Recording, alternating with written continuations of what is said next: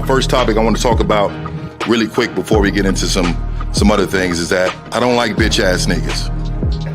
And the reason why I want to start off with that is because game is about helping us learn the rules of manhood. And a lot of times what happens is we don't fully believe in the rules. We don't fully believe in the information. You cannot fear rejection. We got to stand on business out there, meaning that the bitches ain't gonna even fuck with me if they don't think that I'm willing to go the distance behind some shit. Everybody in this room, if you had a bitch ass moment, raise your hand. When I say I am, I want you to say a motherfucking man. I am a motherfucking man. Like I said, y'all should have bitches. I'm amazed. It's a struggle for some of y'all. Once you find something that you're into, it comes before everything else. And then even when you deal with a woman who's into you, she has to compete with that thing, whatever the fuck that is, right? Stand up if you believe in fear. Stand up right now. Everybody stand the fuck up. You know, I say bitch a lot and nigga a lot, but, you know, it's with good intention and a lot of love in it and whatnot. If I'm feeling insecure, is this really me, or did somebody teach me how to feel this way? I am a motherfucking man.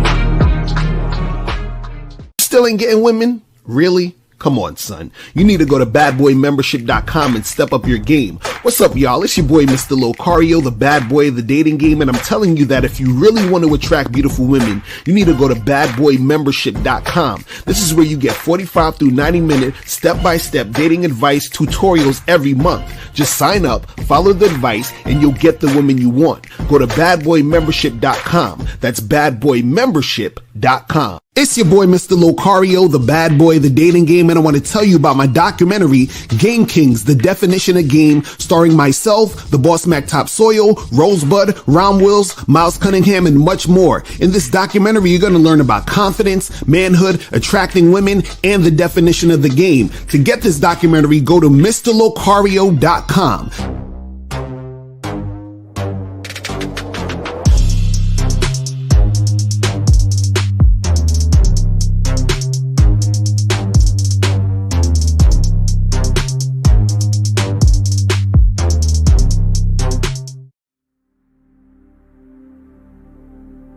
Some people think you need a sports car to get what you want. Some people think you need $1 million. Some people think you need looks, status. The only thing you need is what they can't get unless they come straight to you.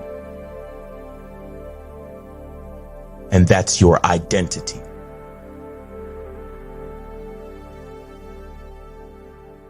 Join the Masculine Identity membership today.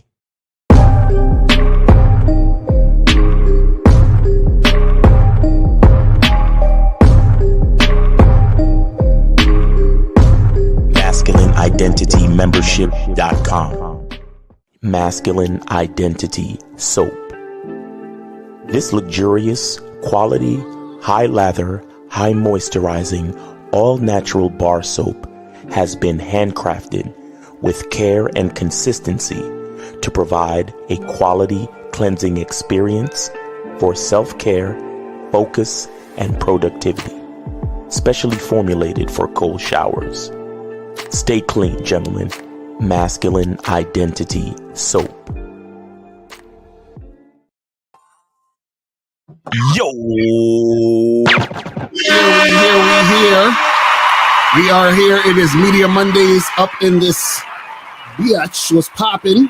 Yes, sir. What's going on? What's going on, everybody? What's popping with you?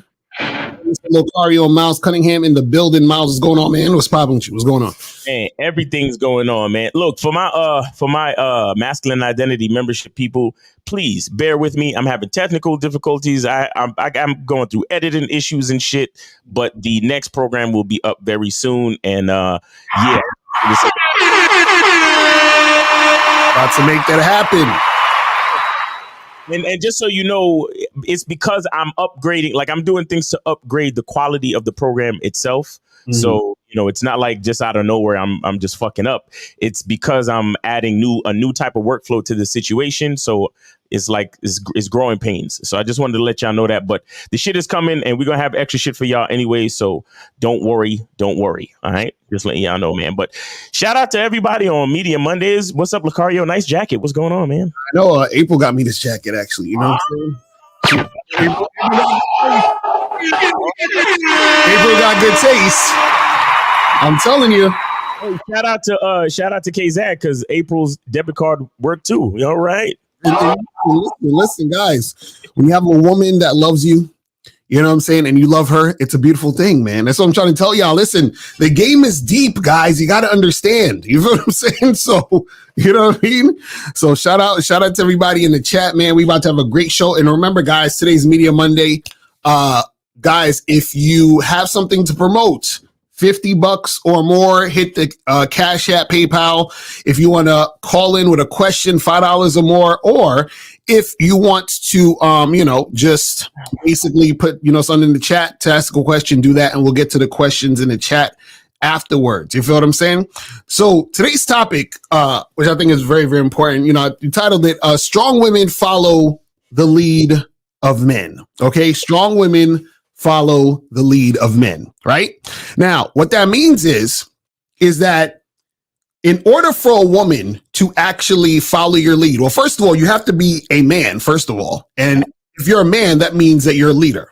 That means you are a guy who understands where he's going, and you're a guy who understands what he's about. You understand his value, you understand your value, you understand what the benefits that not only you bring to your woman, but also you bring to the world. You understand all these things.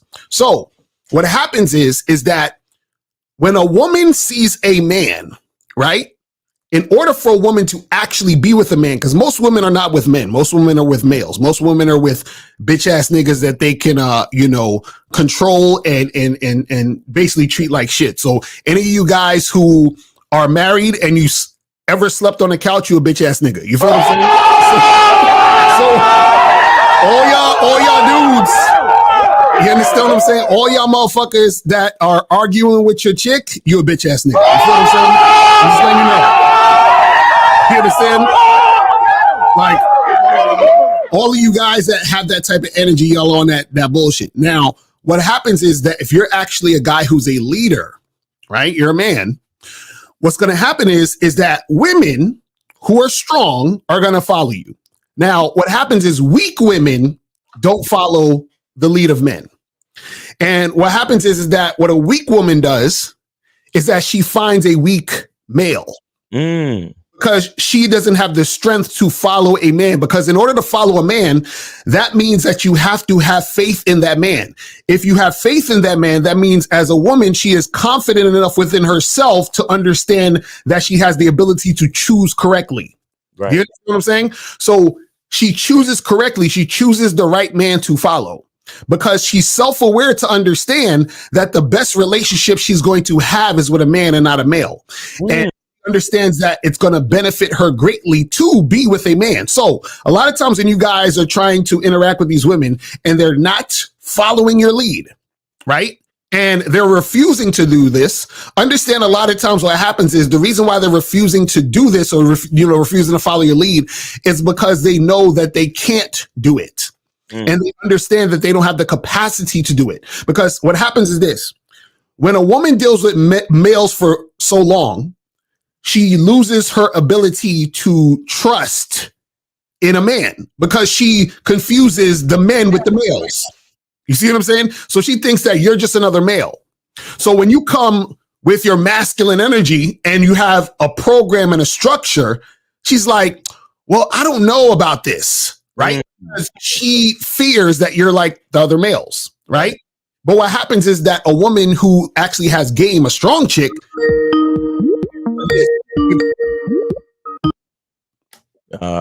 832, you're on live with Lucario and Miles on Media Monday. Name, age, city. What's going on? Yeah, what's going on, guys? This is Jay calling from Texas. I'm finna send $50. Is it okay if I promote the message, which is it got game in it, but I want to promote the message, man, because you know, real ones that understand it gonna feel it, and it's a lot of stuff that y'all talk about that's in it as well. You know, self-confidence, having game, you know, look, money and status, and all that whack ass shit. You can just see it, man. So the guys that know it can hear it and feel it. So if y'all cool with that, I'll send the 50 real quick. What are you promoting? You said the message. What are you saying? Yeah, the message on this video I saw on YouTube the other day. Oh, so you're gonna give us the link to the YouTube? If you can type Diddy threatened to spit on my girl, and I'll give it a timestamp. Oh my God. Well, before we do all that, let's get that 50 through. Right. Before No, that's off top. No. Yeah, no. If you have a message, this is beautiful, because if you got a video that you think people need to see, yeah, hell, let's get it. Right. Exactly. For sure. Yeah, the 50 going through right now. I had to make sure, man, because you said no refunds. I say, hell, hold on. No, I got you. I'm with it. Yeah, we got it. Okay. So, all right, so let's type it in. Yeah. You said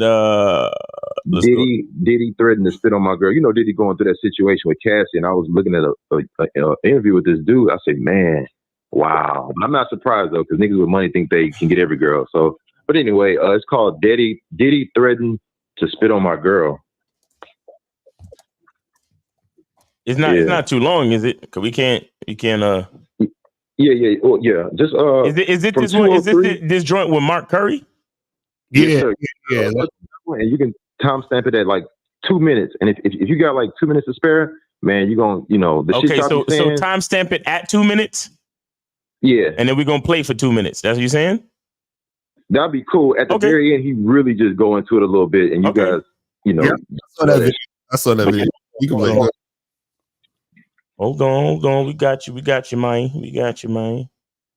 Y'all doing good though, man? It's Monday. What's happening? Y'all straight? Hey, niggas is straight, man. Niggas woke up this morning, man. So it's a beautiful thing, man. Right. You feel me? It's a beautiful thing. All right, so y'all ready? We got the joint called got like 1.25 speed or some shit. Because we could do that to make it a little bit faster too. Yeah, because it's not a music track, so we could 1.5 or 1.25. 1.25. Okay, you don't want to make it sound like a chipmunk. All right, cool. Back the dancers used to come do the tryouts. All right, yeah. Can y'all hear that? Yeah, we get it. It's good. All right. They be showing up to the tryout room and all of this. I'm like, yeah, I'm going there. So I'd be like, ooh, look at her. That's the one right there. So I go get the baddest ones, because plus all of the females naturally like me.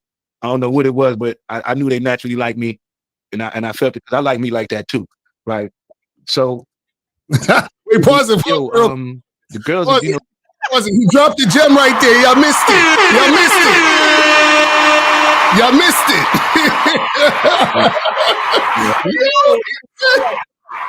Yo, shout out to Mark Curry though, even though he looked like an old nerd nigga, but shout out to Mark Curry. He said, I knew the woman naturally liked me because I like me like that too. Like me like that. Facts. All right, let's go. I knew they naturally like me, and I felt it because I like me like that too, right? That's heavy, guys. That's very, very heavy, guy. That might be a soundbite. I'm not sure. I might. Hey, heavy, guys. You gotta pay me. Miles, you gotta pay me for that, man. You gotta pay me for that. So he'd be like, yo, the girls, it was one girl. Can I tell a long story? You want me the short story? No, go for it. All right, I'm gonna give you the long story. So I seen this girl in the club that was a background dancer. She's in the Club Cheetah one night. And I went to the club and I seen her with Mario Winan hat on. So I said, where's Mario? She said, oh, he's not here. He stayed at home.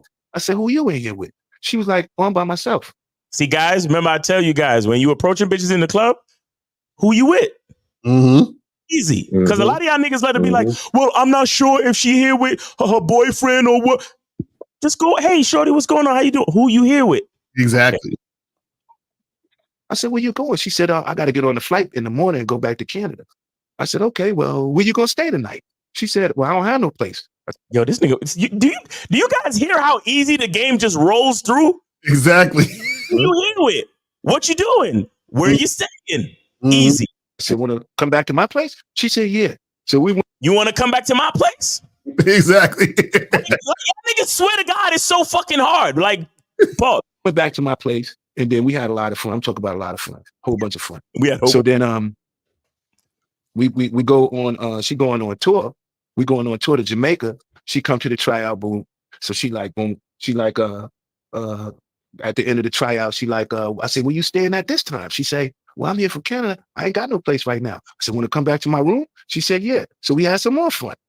So we get to the tour and Puff come up to me. He said, hey Mark, I want to ask you a question. He said, did you sleep with her? I was like, yeah. Because I ain't want to lie, act like no, I didn't. I was like, yeah. He said, how did you do it? I said, Stop. did it. Stop.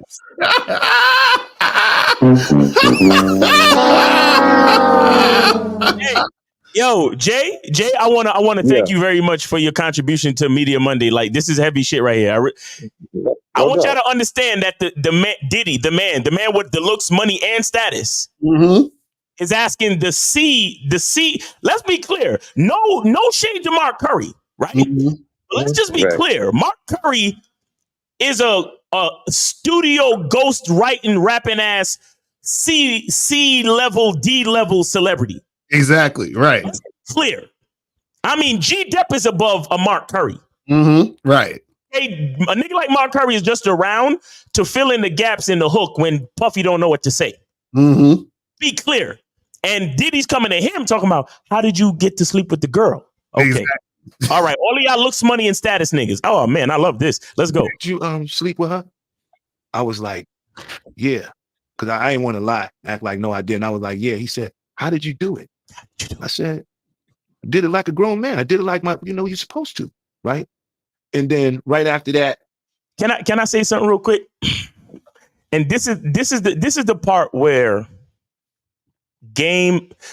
All right, I'm sure a lot of people remember the scene from The Matrix, right, where the Oracle tells Neo, being the one is like being in love. Like, I can really tell you, you just kind of know. I want you to notice what he said, where Puffy asked him, how did he do it?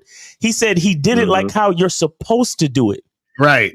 So the bottom line, guys, is that so many of you don't understand Game is because Game is about self-discovery.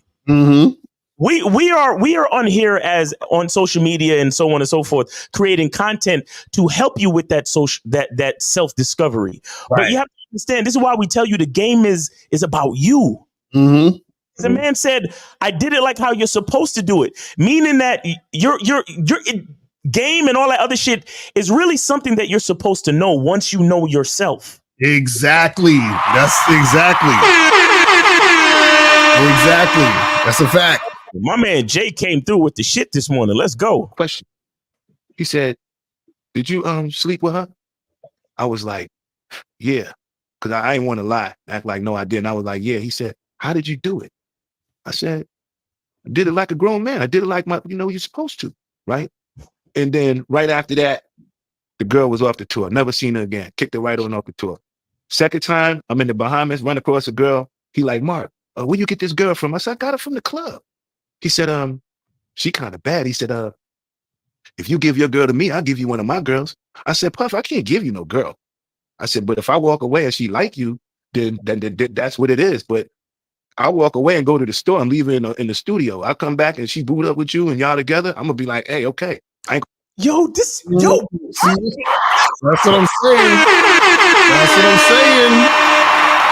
I'm saying. That's Game right there. Like he already knew. Look, Diddy, and notice how much trouble Diddy is in now because of his lack of game. Bro, I want y'all to hear what the nigga said. He said, Diddy, I can't give you no girl. Exactly.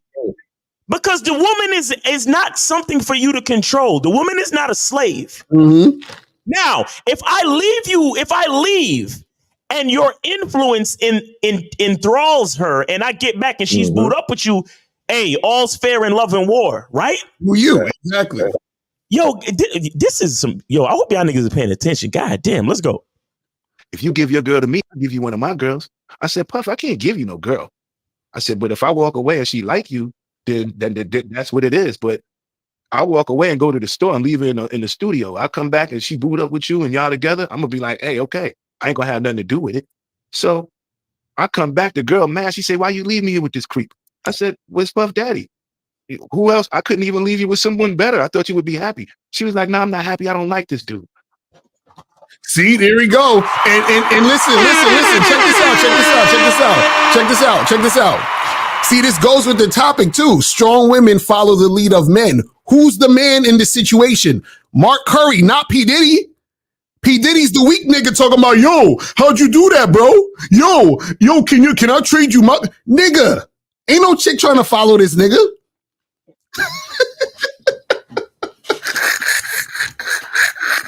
Yo. In the beautiful words of Tay Diggs in Waiting to Exhale, are you paying attention? Exactly, facts. You don't know what I'm talking about. Y'all don't know what I'm talking about. Anyway, let's go.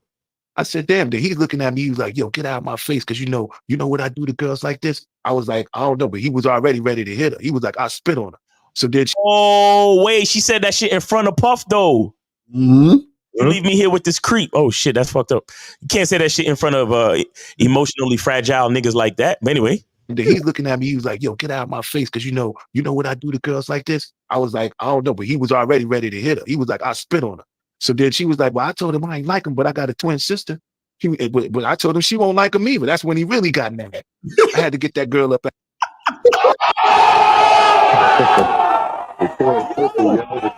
Sister won't like you, man. What happened to the looks, money, and status though? That's what I'm saying. What happened? Where y'all niggas at? Mm-hmm.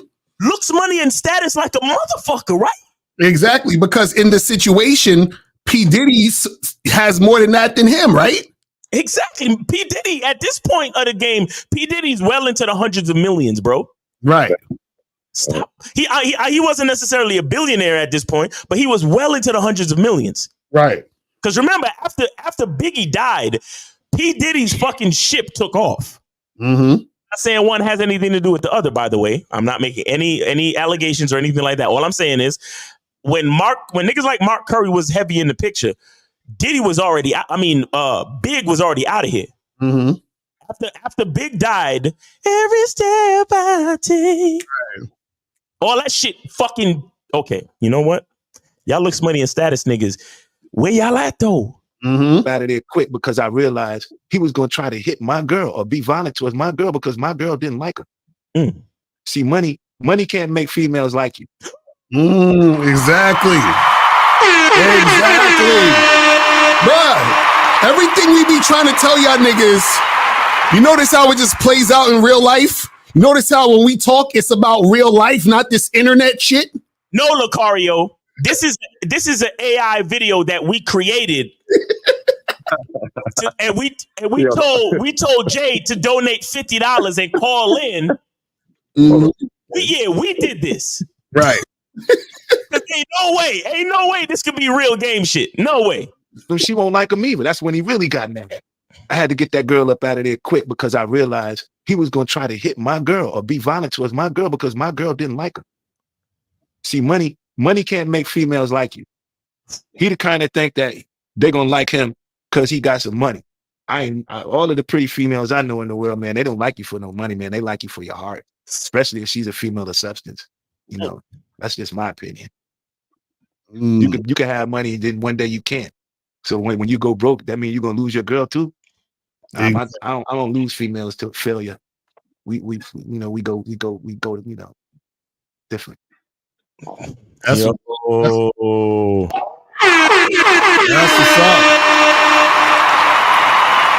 what's up. Listen, man. I'm telling y'all this shit. Wow. We tell y'all this shit, man. You know what I'm saying? Damn, yo, Jay, you came through with some heat, bro. Appreciate you, man.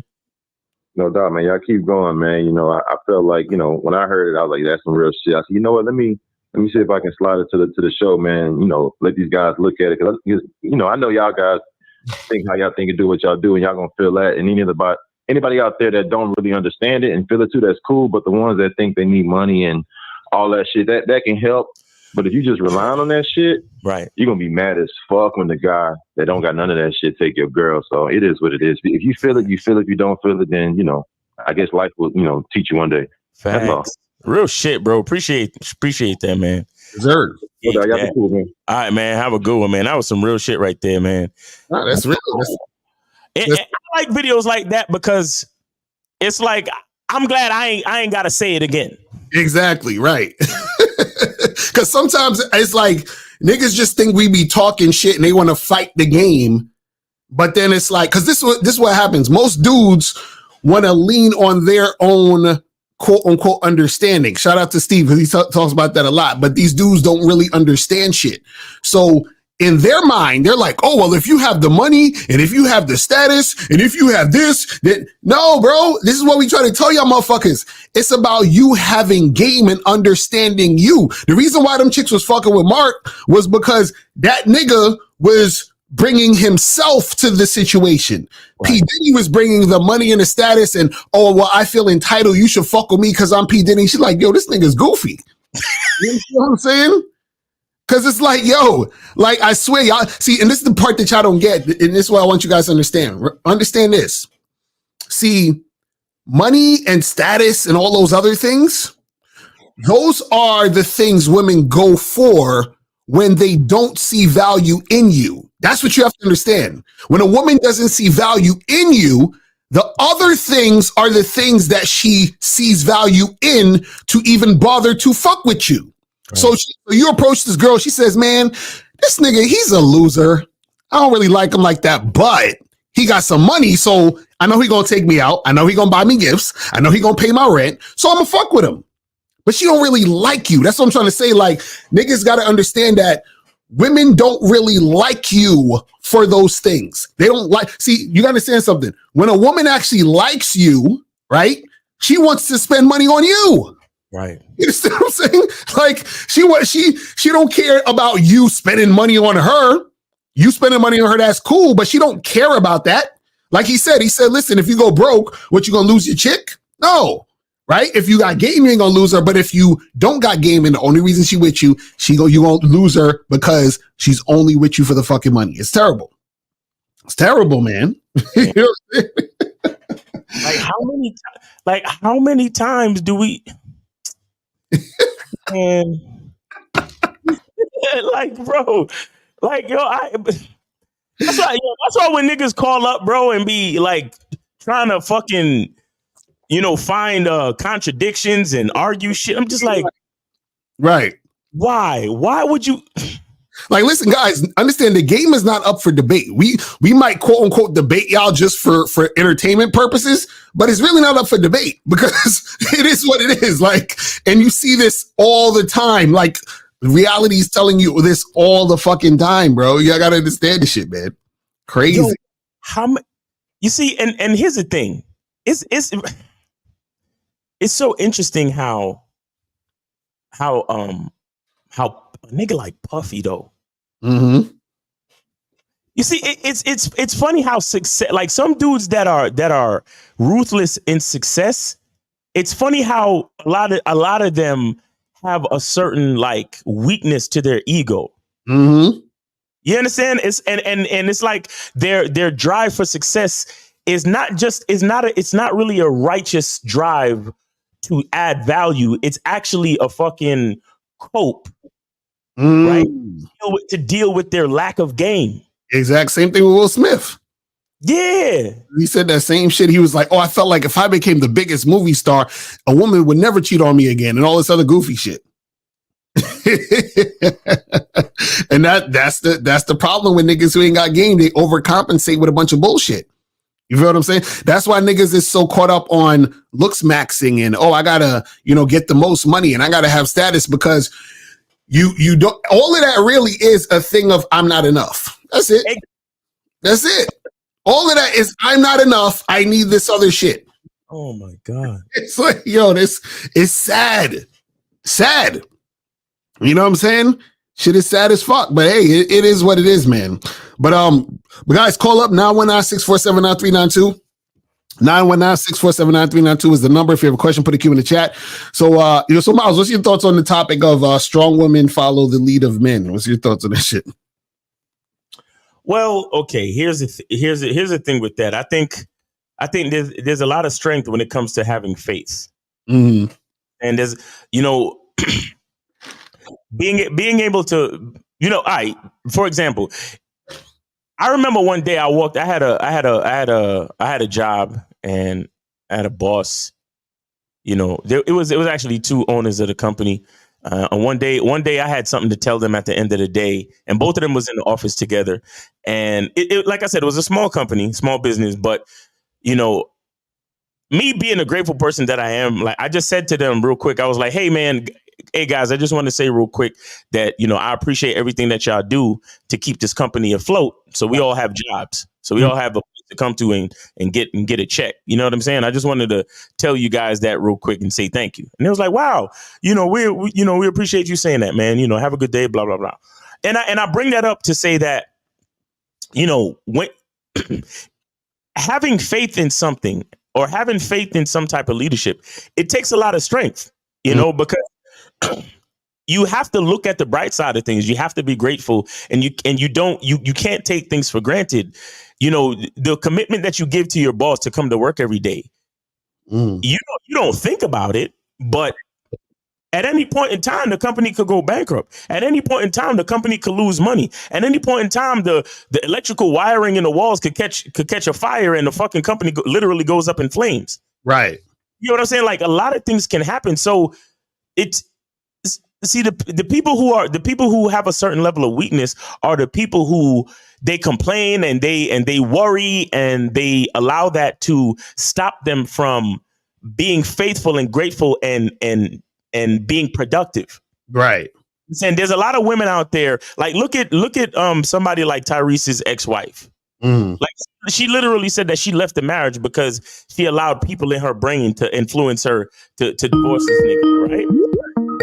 And the point is that if she was strong and faithful and believed in her fucking husband, she'd still be married right now. Exactly. It's a You know what fact. I'm saying? And she wouldn't be fucking hustling YouTube content and all that other shit, or TikToks to stay afloat. Trying to take court for alimony to try to stay afloat. And that's what a lot of these chicks do. Like, I see these TikTok videos of these and 404. Hold on 1 second. You see all these chicks. They're like, oh, well, I'm not happy, so I divorced, or this wasn't happening in my marriage, so I divorced. But truthfully, the bottom line is everything has a good and a bad side, if you want to be honest. Right. Everything has pros and cons. So the thing is, you got to make a choice, but whatever choice you make, you got to be faithful and stay in it. You get what I'm saying? Like how many times did I call you up, bro? And I'm like, yo, man, when are we gonna actually be successful with this business shit, bro? Like, right. Bro, like, I wanted to give up a few fucking times. I ain't gonna lie to you, but at the same time, I understood the vision and I faith in the vision, and that's what led me, and that was the strength that kept me going. Right. And so it takes a lot of strength to have faith and keep going. It don't take nothing to complain and act like a fucking idiot all the time. Right. You understand? Because those people who complain, here's the thing. If you, and 404, hold on 1 second. If you always think the grass is greener somewhere else, never take the time to actually, water the grass that you're on. That's a fact. That's a fact. The grass is, they say the grass is greener where you water it. It takes time. It takes strength. It takes patience, discipline to stay with the thing that you chose and continue. You got to be strong to continue that shit, bro. You understand? And that's the problem with most of us today. That's why one of the best videos on the Masculine Identity Membership Program is called How to Become Grateful. Because if you understand how to become grateful, success is inevitable. You know what I'm saying? But let's talk to 404. 404, you're on live with Lucario and Miles on Media Monday. Name, age, city. How can we help you? Yeah, man. This is Z from Atlanta, man. I was just on mute, man. I don't like to interrupt y'all while y'all giving the game because, everybody need to hear it, man. Yes, sir. Appreciate that, man. Appreciate the donation, brother. That's what's up. All right. So what's going on? Yeah. So what you just said was about okay, I'm just asking a question. Do you think it's too many weak females or it's not enough men? I would say it's it's a lot of weak females because there's not enough men. Do you see what I'm saying? So a woman's reaction is based on the man's action. Do you see what I'm saying? So based on what men are doing, women are responding to that. So if you have a lot of guys being males and being weak, then you're going to create a lot of weak women who don't have the capacity to actually follow a man. You see, they're so used to running weak males. You see what I'm saying? And so when they become so used to running weak males, what happens is that they don't develop the capacity to actually fucking be able to recognize a man. Because, and this is the thing, and if even if they do recognize a man, they know that they don't have the strength to follow a man, so then they just sort of disregard it and run away from the situation.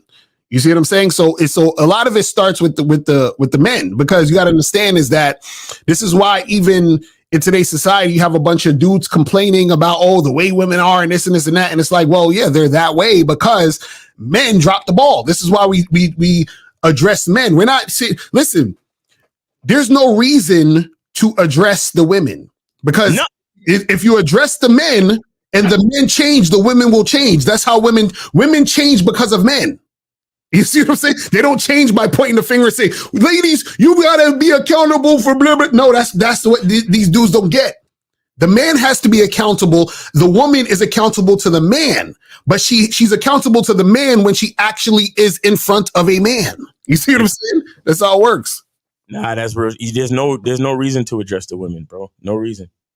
You know what I'm saying? I agree with that. Yeah, there is no reason. Do y'all think that it all starts like with a father? Do you think more so if she had a man as a father? Do you think it would be better work going that way? Yes, because it's like, okay, go ahead. You was gonna say what? No, that's a fact. I mean, the father is her first example of what a man is.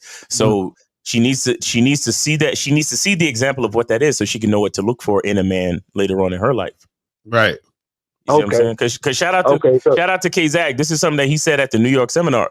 He said, if you have a daughter and you want her to find a good man, but you're not a good man yourself, your daughter's going to end up choosing you. Right. You understand? So if you want your daughter to know how to first of all know what a good man is, and then second of all to choose a good man, guess what? You got to be a good man first. Exactly. So that means you got to be a good man to your woman, to your wife, to the mother of your kids, and to your daughter. You understand? So she can see. So she's not just seeing the example of a man by himself. She's seeing the example of a man and how a man treats a woman. Mm-hmm. You understand? So in turn, she sees what a man is, how the man treats the woman, and she also sees how the woman behaves in the presence of an actual fucking man. So she knows what to choose, and she knows how to behave. Right. That's the whole thing. Exactly. And this is why we say it begins with the man. See, it all goes back to that man. You see what I'm saying? All right. And this is my last question. And, you know, you got a lot of other people who talk about it who really actually have game, like, you know, Gorgeous Dre, Andre Taylor, and a couple other dudes. Y'all, the group that y'all, you know, deal with, 50, K-Zag, and Steve, and, you know, a couple other people that was on. But do you really think, like, the future, like, this society and the way it's going, what do you think is going to really go, like, later on down the line? Do you think that all the stuff that y'all saying gonna really fall on deaf ears? Like 10 years from now, what do y'all think is gonna be? Do you think it's gonna be worse? Do you think it might be a little better because guys is waking up to certain little things? Or no, it's gonna be worse. And the reason why I say it's gonna be worse is because, see, you gotta understand. This is why we say the game ain't for everybody. You understand? Even though, you know, I would like for more people to understand this shit, but what happens is, and this is something that I had to come to the realization of, is that only a few people are gonna understand, and then even fewer people are gonna implement. You understand what I'm saying? And so therefore what happens is the masses of people, right? The masses of people, you understand, the masses of people are dumb, and the other people who aren't dumb just choose not to take action. Do you see what I'm saying? So, and they just go along with whatever the fuck is going on. And so what happens is that it's going to get worse because you have more of a majority of people who are asleep. You understand what I'm saying? Most people are more asleep. Like I hate when people talk about being woke, because what people think being woke is not what being woke is. People think being woke is talking about feminism and trans shit and all that other stupid shit. That's not being woke. Being woke means that you actually have awareness of yourself. You see what I'm saying? And most people don't have awareness of who they actually are and of themselves. And so they just go along with what mainstream is saying. They go along with what society's saying. They never question anything. They don't think critically. They blame everybody for everything that's going on. And it's like, so there's no actual self-reflection. So therefore it's just going to get worse, because people don't even realize, and this is the thing, a person who is the dumbest person is the person who doesn't know they're the dumbest person. See, if you're not even aware that you're dumb, you're really fucking dumb. You see what I'm saying? Like, that's the worst kind of dumb to be. Because if you are aware that you're dumb, then you're not that dumb. But if you're not aware that you're dumb, then you're really fucking stupid. You see? That's what most of society is. Most of society are so asleep, they don't realize they're asleep. They don't realize they're dumb. You see what I'm saying? And that's the most dangerous, part of the whole situation. You see what I'm saying? Yeah, man, I got you. I can definitely agree with that. Yeah, when you talk to certain people, they don't even know what they don't even know. You right? Exactly. Yeah, salute y'all, man. I'll fuck with y'all later, man. I was trying to call. I'm a little busy right now doing something, but I'm gonna holler at y'all a little bit later, man. Okay, take it easy, bro. Those are good questions, man. Thank you for the call. And I'll say this: I do think it's gonna get worse, but I think there will always. I think because of like people like us, like putting this type of stuff out on the internet and social media or whatever, I think there'll always be a small like part of the population that is always gonna try to maintain this type of like awareness and philosophy, right? You know, but I think the population is going to get smaller and smaller in comparison to the masses, right? You understand? I think we'll always be there, but our ranks will get thinner and thinner and thinner. You feel me? And it's going to be sad. And I'll be honest with y'all, that's a part of the reason why I decided not to have any kids, bro. Right. I don't feel like I don't want to subject anybody else to this fucking world, bro. Are you kidding me? Like, it's crazy. It's crazy. I was just thinking about that earlier today. Go watch this movie called Old Dads on Netflix, and you see what the fuck I'm talking about, bro. Like, I don't know, bro. I just imagine my son or my daughter looking at me like, why did you bring me here? Right. Exactly. Why did you do this? What made you think that this was the place to be? Right. Exactly. Bro, I love life. I love the world, but it's like there's a lot left to be desired at the same time. You know what I'm saying? It's crazy. These humans, some crazy with them. I'm telling you, something wrong with these humans. I'm telling you, it's crazy. It's crazy. That's why, I swear it's like, and this is the thing, man, is that you got to understand, like I was saying, that there's so much people who are asleep, right? And this is why they keep making the same mistakes. This is why, because when we talk about game, like you were saying earlier, it's about you understanding yourself. Just like what Mark Curry saying, he's like, I did what a man's supposed to do. Right? What he's essentially saying is, I'm doing what I was supposed to do because I understand myself. I understand what I need to do to get what I need to get. You see what I'm saying? And so what happens is that most people don't understand that because most people don't think for themselves. Right. Most people think what they've been told to think and do what they've been told to do. So if you have a person who's basically a zombie, you understand what I'm saying? And you're trying to teach a zombie, right? It's not going to work. You've never seen a zombie movie with people trying to negotiate with the zombies. You've never seen it. You see what I'm saying? Like, you see what I'm saying? So what happens is that so many people are zombies that it's just so far gone. It just is what it is. And then what happens is that these zombies infect other motherfuckers and make them zombies.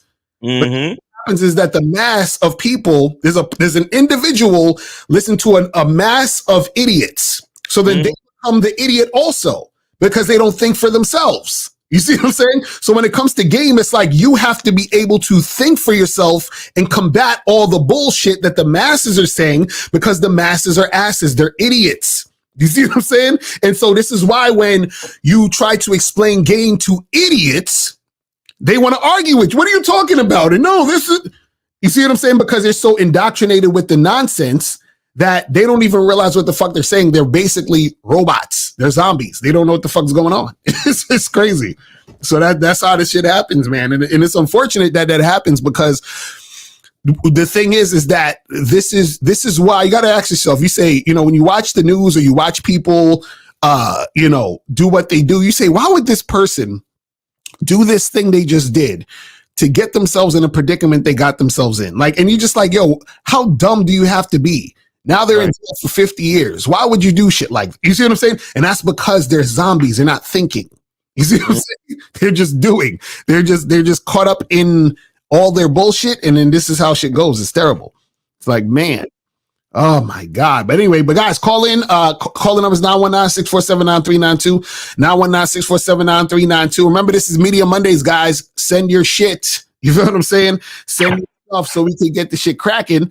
And if you guys have questions, put a Q in the chat. We'll get to the questions. All right. So this one says, besides all this YouTube / game thing, what makes you guys really happy in life? I mean, it's not just about YouTube and all that other shit. It's about like understanding yourself, man. Like I'm happy because I'm fucking me, bro. Like I don't even know, like you know what I'm saying? Like, and it's not a thing that makes me happy.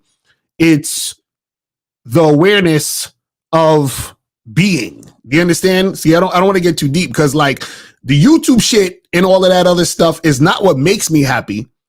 It's me being me regardless of what I'm doing. That's the thing that makes me happy. It's not anything outside of myself. You see what I'm saying? Because once you start to think it's a thing outside of you, that means that the thing outside of you can go away and therefore you'll be unhappy because that thing is not there. And so you guys got to understand that. I don't know if they're ready, Lucario, man. Shout out to my dude, Kevin Savo. He did a TikTok the other day. I'm probably going to have to check that out and screenshot it. And a screen flow it and upload it or whatever and do a video on it. But basically he said the reason why people are insecure because we've conditioned ourselves to believe that other people can make us feel secure in a relationship. We're naturally going to be insecure because we're looking for the other person to give us security, but it's impossible for them to give us security because there's no way for that because another person can't make you feel secure. Thanks. You see what I'm saying? And I'm like, that's some real ass shit. And that's what happens even when you talk about happiness and all of that. People are looking for things outside of themselves to make them feel happy, to make them feel secure, to make them feel, it's that's the thing that makes them, feel good about themselves. And that's part of their well-being. It's like, no, it's no thing is going to, there's no thing that can make you happy. Nothing. You understand? And every time you search for something to make you happy, you're always going to be disappointed. You see what I'm saying? You're always going to be disappointed. You see what I'm saying? It's crazy. It's crazy, man. And I'll tell you this, the happiest you will ever be, and this is probably not going to make sense to you guys, but the happiest you'll ever be is going to be the day that's going to be the most depressing day ever in your life. And I'm going to tell you why. Because it's the day you realize that nothing can make you happy. So once you realize nothing can make you happy, you're going to feel depressed and fucked up because you thought that there was something. And then you're going to have to deal with, how do I live knowing nothing can make me happy? Yo, you see what I'm saying? Chill, bro. It's going to be the worst. It's going to be the worst and the best thing that's ever happened to you. And then what's going to happen is this. I'm going to tell you what's going to happen. You're going to reject that idea. You're going to be like, no, that's bullshit. You know, my job makes me happy. My money makes me happy. My girl makes me happy. My man makes me. And then what's going to happen is your job's going to disappoint you. Your girl's going to disappoint you. Your man's going to disappoint you. Your kids are going to disappoint you. Everything that you thought was going to make you happy is going to disappoint you. And guess what's going to happen? It's going to remind you of that day when you realize nothing can make you happy. And then what's going to happen is you're going to reject the idea again. And you're going to be like, well, wait a second. I got this new car. That's going to make me happy. I got a raise. That's going to make me happy. I got this new video game system. That's going to make me happy. And then what's going to happen is all those things are going to disappoint you. You're going to get tired of it. You're going to get used to it. And then you're going to feel sad again. And what's going to happen? It's going to remind you what? That nothing can make you happy. See, the universe is going to keep reminding you of what you already know. And you're going to keep fighting it and keep being unhappy until you accept it. Oh my God. You see what I'm saying? That's basically what it's going to be. So that's why I said it's going to be the happiest and most depressing day of your life. I'm telling you until you, and that's what it means to be woke. To understand that's when you're woke. But most people don't want to wake up. They want to stay asleep. You see what I'm saying? Because it feels uncomfortable to wake up. You know when you're in a really good sleep and then you wake up or the alarm comes on and your eyes are hurting because you're still tired. You want nothing more to do than go back to bed because it feels so good to go back to bed. That's what niggas do nowadays. It feels so good to go back to sleep because nobody wants to wake up. You see what I'm saying? Because waking up is not easy. Because to wake up means you actually have to step into reality. You got to stop dreaming. That's the thing. That's the crazy part. Come on, man. You're getting too deep with these niggas, man. Come on, man. Remember, most of these guys just came on for entertainment. They don't want to they don't want to actually learn shit. Come on, man. Exactly. That's a fact. Because hold on, Joe Blast said, so is that the reason why they say happiness comes from within? Because outside happiness doesn't work. Yes, exactly. Because the thing is this. The funny part is that the whatever's outside is still whatever is inside. But you have to recognize the inside in order to appreciate the outside.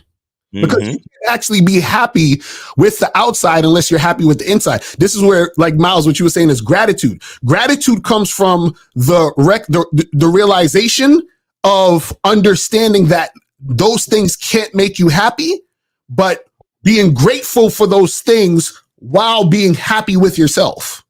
Because those things can come and go. You see what I'm saying? When they come, you're grateful for it. You see what I'm saying? You're like, I appreciate this car. I appreciate this house. I appreciate this money. I appreciate this person I'm in a relationship with. Like, I truly appreciate them because I'm not looking for them or these things to make me happy. So I can appreciate. You see what I'm saying? I can fully appreciate who this person is and what they're doing and these circumstances because I am not looking for these circumstances or this person to make me happy. You see what I'm saying? That's when you really understand appreciation. You see what I mean? Because you can't appreciate shit if you're looking for that thing or that person to make you happy. It's impossible. You see what I'm saying? It's impossible. It's crazy. But guys, call up 919-647-9392, 919-647-9392 is the number. This says, I noticed that when I approach a girl, people around me stop and looking at us, which is affecting my game. How do I deal with it? Jones, I remember you was in the chat before, but Jones, come on, fam. You guys got to stop this. How do you know that people stop what they're doing to look at you? Right, exactly.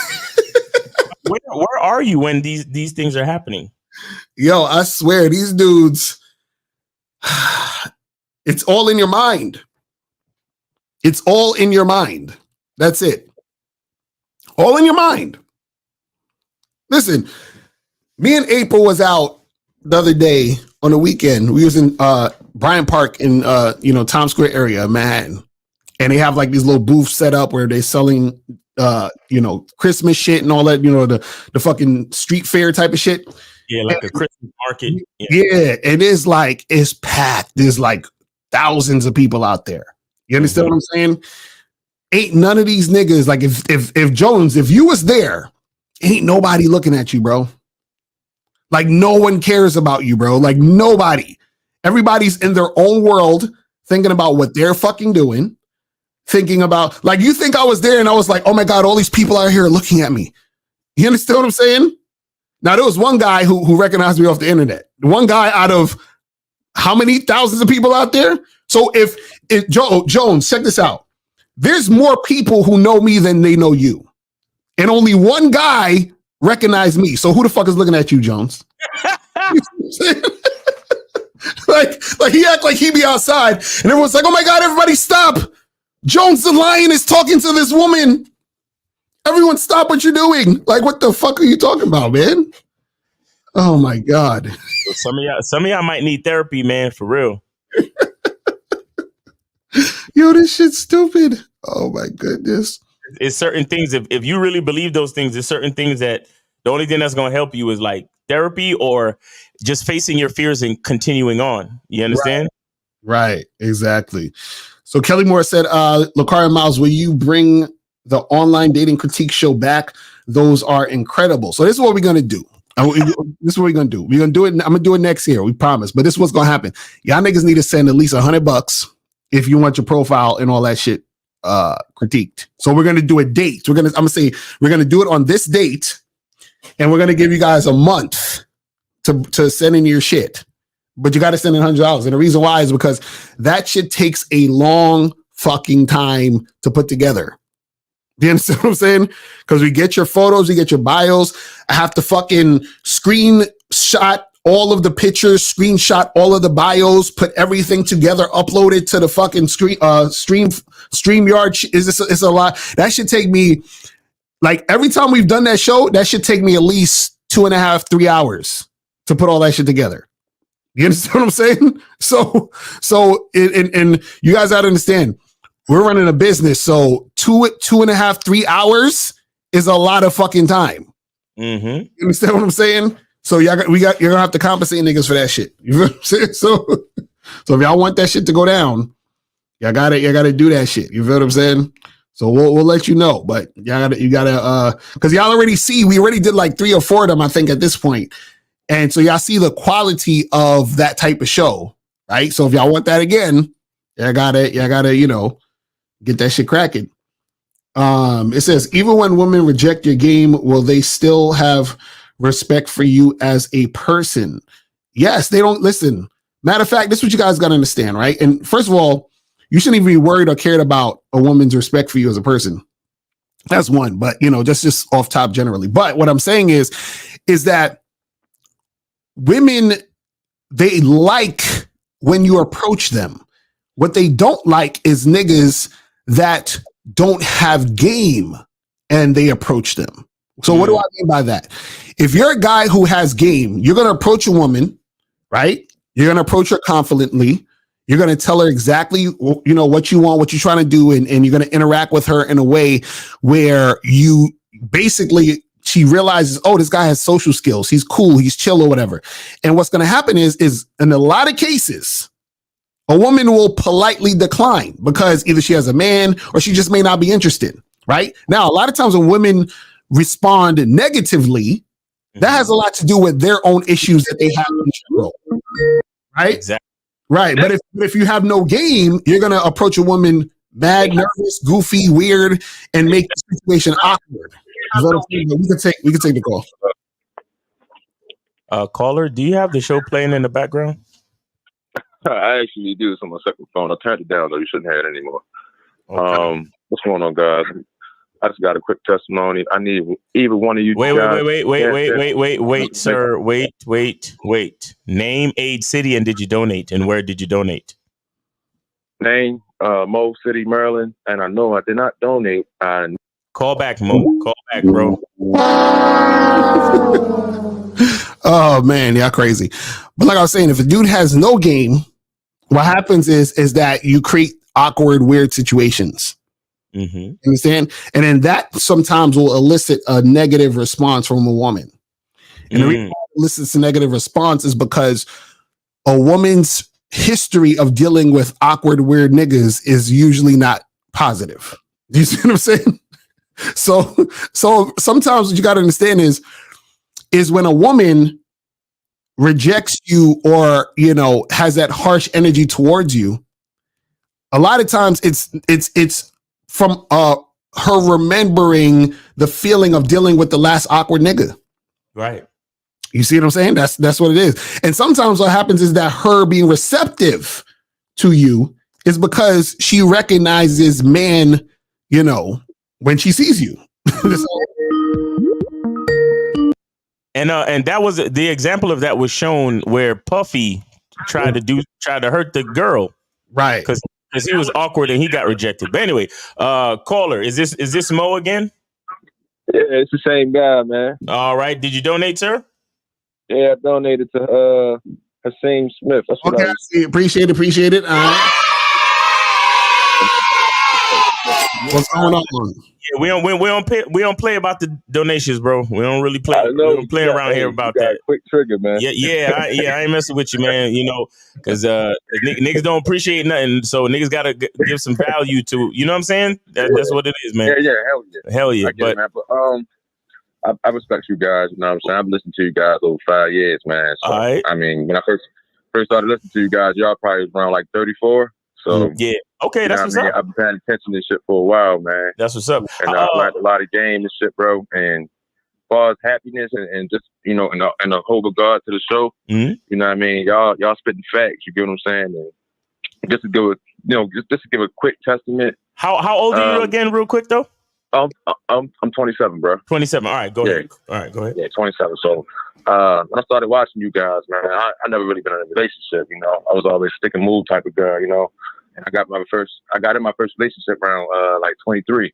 And I've been with that girl for 5 years, man. And the situation didn't work out.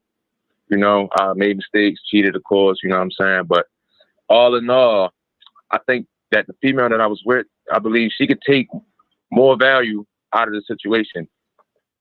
Whether it was good or bad, she gained value, and overall, she's still involved. She involved as a woman, you know what I'm saying? And even me, just being together for that long, I learned a lot of mistakes, trial and error, and just, all around. So even though we're not together, I still feel like it wasn't a loss on both ends. I learned, and that's the beauty of it at the end of the day to me, you know what I'm saying? And like right now, I'm dating and shit. Been in a relationship since September, and you know what I mean. I got a little chick that I'm messing with now. She cool, you know what I mean. Real feminine, take directions and shit, doing good for herself, and that's the type of shit that attract me because that's what's in me. You know what I mean. So I like seeing that reflection in women. You feel me? That's what attracts me. So, but now my ex is trying to spend the bin on me, and you know what I'm saying. And she's trying to get back together, and it's just like, I don't really want to do that. You know what I mean? Right. So then, you just got to keep it pushing. But I'm glad that you are, adhering to the game and seeing the the results from it. You feel what I'm saying? Man, I'm telling you, man, you gotta know, man. It's always, the grass is green on the other side, or as they say, the pillow is cool on the other side. You know what I mean? Because me breaking up with my ex, you know what I mean? We had ups and downs. Of course, she started off good. She was a nice feminine woman, but as time goes, I started seeing her true character, and it's just like with the female that I'm dealing with now, it's like total opposite. You know what I mean? And it's just something that I appreciate when I deal with a person like that. You know what I'm saying? It's just something that I appreciate. You feel me? Especially coming from the other side.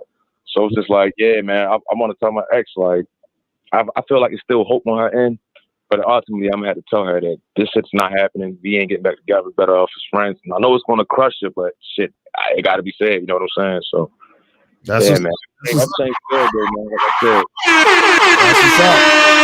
That's what's up. We fucks with it. That's what I'm talking about. Yep. I just want to call in, just let guys know, man. Don't be out here settling for less, man. If you feel like you deserve a certain type of treatment, you can get that certain type of treatment. Like, it's always a woman for every man out here, vice versa. It's always a man. You can look at the craziest looking chick. Man, I know a girl that's damn near retarded and she got pregnant. So it's always somebody for somebody, bro. You know what I'm saying? Yes, sir. All right, brother. We appreciate it, man. We appreciate it, bro. Yes, sir. All right, take it easy. All right. And see, and you know, it's funny. what I like about the call is basically what's happening is that he's actually living real life. So he's able to see it through his experience. That's the problem with a lot of niggas on the internet. A lot of niggas on the internet don't have experience, so all they're doing is listening to what motherfuckers are saying and taking that as gospel. Right. You understand? Mm-hmm. They've never been there. Because it's like, if I saw a video where somebody was like, you know, hey, I traveled to this part of the world and there were these things over here and blah, blah, blah, and they told me all of this shit, I'm be like, I guess, because I've never fucking been there. So whatever they say, I'm, if I'm an idiot, I'm just gonna, take, that's what it is. You feel what I'm saying? And so this is what happens with a lot of dudes on the internet. They listen to people who don't really have the experience. Right. They're just saying shit, or they're saying it from their negative or unsuccessful experience. So you have a lot of unsuccessful motherfuckers on the internet trying to teach you how to be successful, which is weird.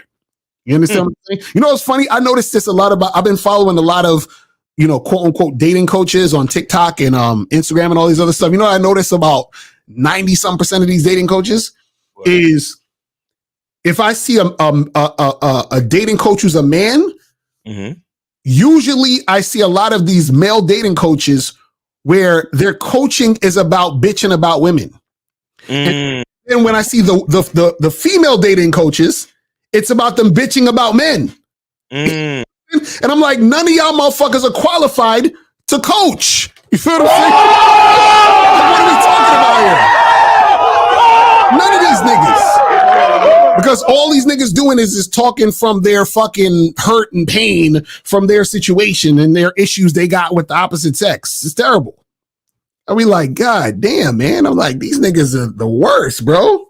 But Lucario, we're not successful either because we don't have Bugattis. Exactly right. Exactly. You know what I'm saying? Yo, it's terrible out here, man. I'm telling you, man. It's like, so you got all these fucking idiots coaching all these people who don't know no better into being like them. It's crazy, man. I tell you, man, these humans freaking crazy, bro. I'm like, oh my God. Ridiculous. Hold on. He said, can you check my previous question? Bro, nigga. Call up, bro. The chat is going every fucking 2 seconds. The chat is moving, nigga. What are you talking about? Go call up, man. Yeah, niggas ain't scrolling back, bro. Niggas ain't scrolling back like that. And if that's the case, then just re-ask your question. Exactly. Or call up. By the way, let's be clear. Sometimes, depending on the language that you use, YouTube will bypass your shit. Exactly. That too. So if you use certain words like simp or bitch in certain other situations, it will just not. You'll hit the enter button or whatever you press, and it'll just not go through. So sometimes when you see that we don't see your questions, it's not us. YouTube just doesn't allow us to see it, period. Right. So if the bottom line is this, if you see we're not addressing your question, don't ask, hey, did you see my question? Just re-ask your question. Exactly. Like you're wasting time at this point talking about, hey, could you scroll up and check my question? Like, come on, man. Real talk. So it says, so having game and getting a lot of women won't happen. No. Hold on to that one. Yeah, we can hold on to that question because we going 202. Yo, this is Johnny from DC. Oh, and I donated to Mr. Lucario. Knucklehead Johnny. All right, Johnny, let's hear it. Let's hear it, Johnny. How old are you again, Johnny? Just for the record. 25. 25. Okay, Johnny, let's go. So I was about to say, when you're seen a certain type of way, right? Like, let's just say, if as a man, if you approach a lot of girls, right, and let's just say you're seen as like a nerd. Who's seeing you? Wait, Johnny. You said you're seen as. Who the fuck is seeing you? Who's looking at you, Johnny? Who? The female, the woman. The woman. How do you know how the woman? All right, these women that you're meeting, are they women that you know? Nope. So they're perfect strangers that you're meeting for the first time, correct? Absolutely. How do you know all of this? Where's all this information coming from if you don't know these bitches, huh? Oh, this is not about me, but like, let's just say, like, if it was, like, how you get this information is, you got it for the rest of the call, bro. I can't. Go ahead, Johnny. Like, if you approach a lot of women and you feel like you see a lot of the same signs and a lot of the same responses, like, they're like, okay, like, for example, right? You know how, as a young guy, if you holler at like a MILF, they always gonna say, "Oh, I think you may be too young for me." And then, as a young guy, you always gotta like still get past that, that barrier. So it's like, let's just say a nerd, he's always hearing something like, I don't know, like, does he just have to lay it on more thick, like with the? Okay, so let me ask you a question. What do you think a woman means when she says you're too young? You said, what do I think she means? Yeah, what is she ultimately saying when she says you're too young? It could mean two things. Like, it could be that she's insecure and like she feels like she's too old, or she's really just saying like, I think you are too young. It could like mean those two. No, ultimately she's saying she's not interested. You see what I'm saying? So basically it's really simple. I say this. I say I want this to happen. The woman follows what I want. She's interested. She does anything else beside follow what I want. She's not interested. So if I walk to a woman and I say, "Hey, MILF, what's popping? Let's get it cracking. I want to beat the brakes off that old pussy." And she's like, "Oh, Sonny, you're too young for me." That means she's not interested. That's it. You see what I'm saying? Like, because if she was interested, we'd be fucking. No, I agree, but I had situations where a woman was like an older woman said, "Oh, I was too young," and I just got past that by saying, like, "Listen, I can teach you more than you can teach me," and then I ended up smashing because I kept, I guess that's seduction. You think? Hold on. You think you smashing means she's interested in you? Sexually. No. So what happens is you can wear a chick down. You feel what I'm saying?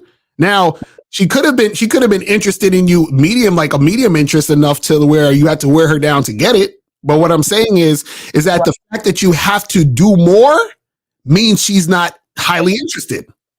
You see what I'm saying? I agree with that. Yeah, because she was really interested. She wouldn't even mention the age and all that. Exactly. That's what I'm saying.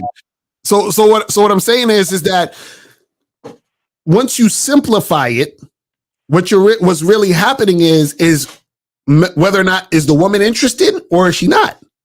You see what I'm saying? Right. If she's not interested, there's gonna be like I always say, any form of resistance equals disinterest. Right. And what you were saying with the wearing down, right? Like, or basically like putting in more effort as the man, like, do those situations like 9 times out of 10 like usually end up not working in the long run, or do they? Or could they? More than half the time, yes. More than half the time, it don't work. That's what I'm trying to say. More than half the time, you're wasting your time. Right. You see what I'm saying? All right. So that's all I'm saying. Listen, all you got to do is understand this. There's levels to shit, right? So, right. What happened? Okay, for example, I think I heard a story. I'm not exactly how true this is, but I heard that Denzel Washington asked his wife out like 3 times. And then I guess she finally said yes or some shit, right? So basically he had to wear her down until she said yes. So essentially what happens is that at that moment where she said yes, that means she settled for Denzel Washington. Does that make sense? So you would say Rihanna settled for A$AP Rocky? Because I heard he kept hollering at her and she kept saying no. Yes. But now he has 2 kids with her. Yes, that's what I'm saying. So that's what I'm saying. Just the fact that you're with the woman doesn't mean that you didn't settle. You understand? Just like a person who's a person could trick and still get pussy, but they tricked. A person could simp and still get pussy or get into a relationship, but they're simping. You see what I'm saying? So a woman could get with you, but she still settled. You see what I'm saying? But is there still a victory? Like, so Denzel Washington won, A$AP Rocky won because they got what they wanted. No, this is what I'm saying. They could look at it as they won, but what I'm saying is that why? How do you feel like you're winning when you had to beg a woman to be with you? Nah, you're right. That's what I'm saying. So like it's so that's what I'm saying. There's levels to this shit. See, y'all think. See, this is the thing. Surface level shit is, well, you see a person and they're in this relationship, right? What you don't see though is the actual dynamic in the relationship. So when dudes be, like, I don't give a nigga props because he's been with his chick for 10 years. I give him props if he's been with his chick for 10 years on his terms and the woman is actually highly interested in him. Then that makes sense because that means that he has a certain level of respect for himself to say, listen, if you don't recognize the value, I ain't fucking with you. But what most guys do is they say, hey, well, you don't recognize my value? Well, let me try again. Well, you don't recognize my value? Well, let me try again. Or they say, well, I don't have any value. So could you please be with me? Can we get together? Like, I really want to win your heart and I really want to be with you. What can I do to be like that? That type of shit is disgusting. You see what I'm saying? Right. Like, the fact that niggas got to ask, and again, if you're, and this is the thing, most dudes, they're not aware of this. So it's not like I'm saying like they're actually aware because they're not aware of this. They don't know that they're begging a chick to be with them. They don't know that the chick is settled. They have no idea. You feel what I'm saying? They just think this is how it goes because, maybe she's playing hard to get, or maybe I gotta try harder. And you gotta be able to court a woman and you gotta build rapport with her. You gotta get her comfortable, bro. Like they have that thought process. So now it makes sense for them to do that because that's normal for these motherfuckers. You feel what I'm saying? But what I'm saying is that at the end of the day, what happens is that objectively, and the reality is that she fucking settled. You know what I'm saying? That's it. And if you're cool with that, that's fine. But what I'm saying is that a woman could never just settle for me. You know why? Because she got to go through a lot of shit to get to me. So listen, ain't no settling here because you got to put in work. You feel what I'm saying? Like, you see what I mean? So my thing is, I get the chick off the rip where she's really, really feeling a nigga. And even though she's really, really feeling a nigga, I'm still saying, wait a second, you still got to go through a year, at least. I see how much you feeling me, and I'm still not going to give you this. You see what I'm saying? So you still got to work on top of feeling me. Niggas be like, yo, you ain't feeling me? Can you please feel me? Can you please like me? And they begging a woman to fucking be with them. This is terrible. Right, buying the flowers and all that stuff. But yeah, I agree with what you're saying. I agree. It's a little bit more clear to me now. I appreciate it. Thank you. Yes, sir. All right. Take it easy, man. All right. Hey, before we get to 408, I got a question. Lakari, if you can answer this for me. You remember that? You remember watching, did you see the races of Usain Bolt at the Olympics? Nah, I didn't see it. You didn't see it? Let me see. What example could I see that you would know? But he won though, right? Yeah. Mm-hmm. Okay. Let me ask you this question: is Usain Bolt the winner before or after he crosses the finish line? Oh, it's always before. It's shit like this where I know the difference between a nigga with no game and a nigga with game. Cause you see the kid said, "Oh, so A$AP Rocky." He won. A$AP Rocky won because he got what he wanted, and Denzel won because he got what he wanted. There's a difference between winning a contest and being a fucking winner. That's a fact. Crossing the fucking finish line first makes you the winner of that particular contest. Right. But being a winner is something that you got to have before you know what? Right. And on top of that, they still didn't win the contest because she settled. Exactly. That's what I'm saying. Like, like, oh, so ASAP Rocky won for real when he's on magazine covers, fucking groveling and crawling behind a bitch. Right. Here, bro. Like, what are y'all talking about, bro? Y'all niggas really think the bitch is the prize. Y'all really think vagina is the prize. You pedestal vagina over yourselves. I can't. Oh man, that nigga Johnny from DC, man. God bless him. God bless his little heart, man. I swear to God, bro. I fucks with Johnny because Johnny be sounding really curious. He be like, he really trying to learn. I fucks with that. You know what I'm saying? He be like, so Miles and Lucario, are you saying that when I have a conversation with a woman and I ask a question and then she responds, does that mean that she's listening to what I'm saying, or is she just listening to what I'm saying? I'm confused. Shout out to Johnny. That's my nigga. Johnny, man. But I just want to use that as a thing to show you guys that being a winner has nothing to do with the contest, man. I'm telling you. Like, and Mr. Justin just said, the contest is just public confirmation within a certain context. You understand? Because you could be the fastest nigga and maybe the wind blow a certain way and you get tripped up and some other nigga won. Does that make you any less of, you know what? I swear. That's what I'm saying, man. I'm tired of these human doings, man. I'm tired of these fucking human doings. I can't stand these niggas. All right, we got 408. 408, you were on live with the Real Game. No, shit. Hey, you were on live. I'm losing it. 408, you're on live with Lucario and Miles. I donated. Name, age, city. What's going on? And man, I'm just calling to let Mr. Lucario know that I can't believe that he's Where did you donate? Where did you donate? Where did you donate first? Where did you donate?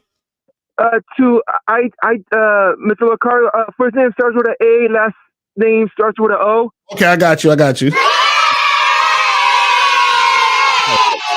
right, so what's going on?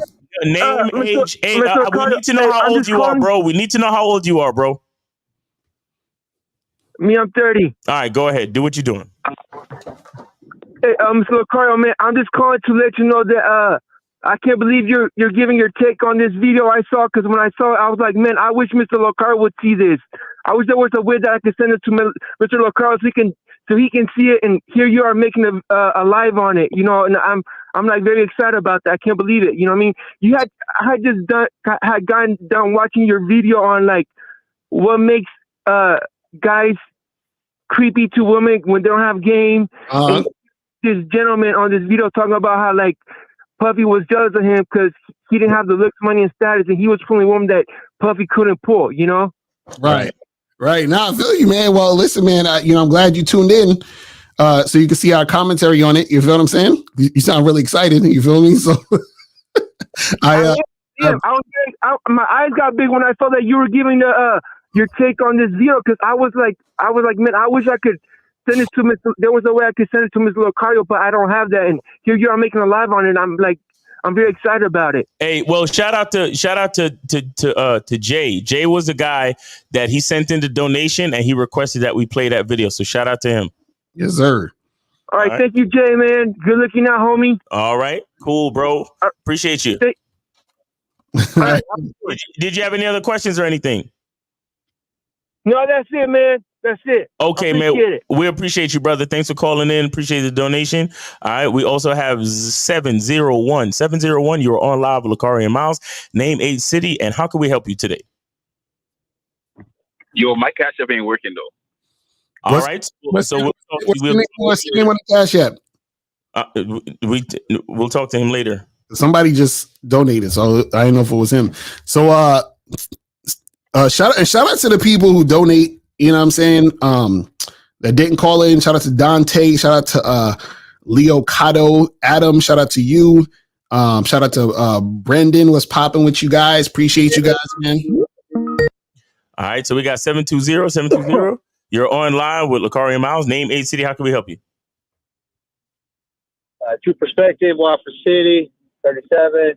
How y'all doing today? Hey, what's going on with you, man? Where did you donate? To Lucario Cash App. Okay. All right, what's the name on there? The name on there?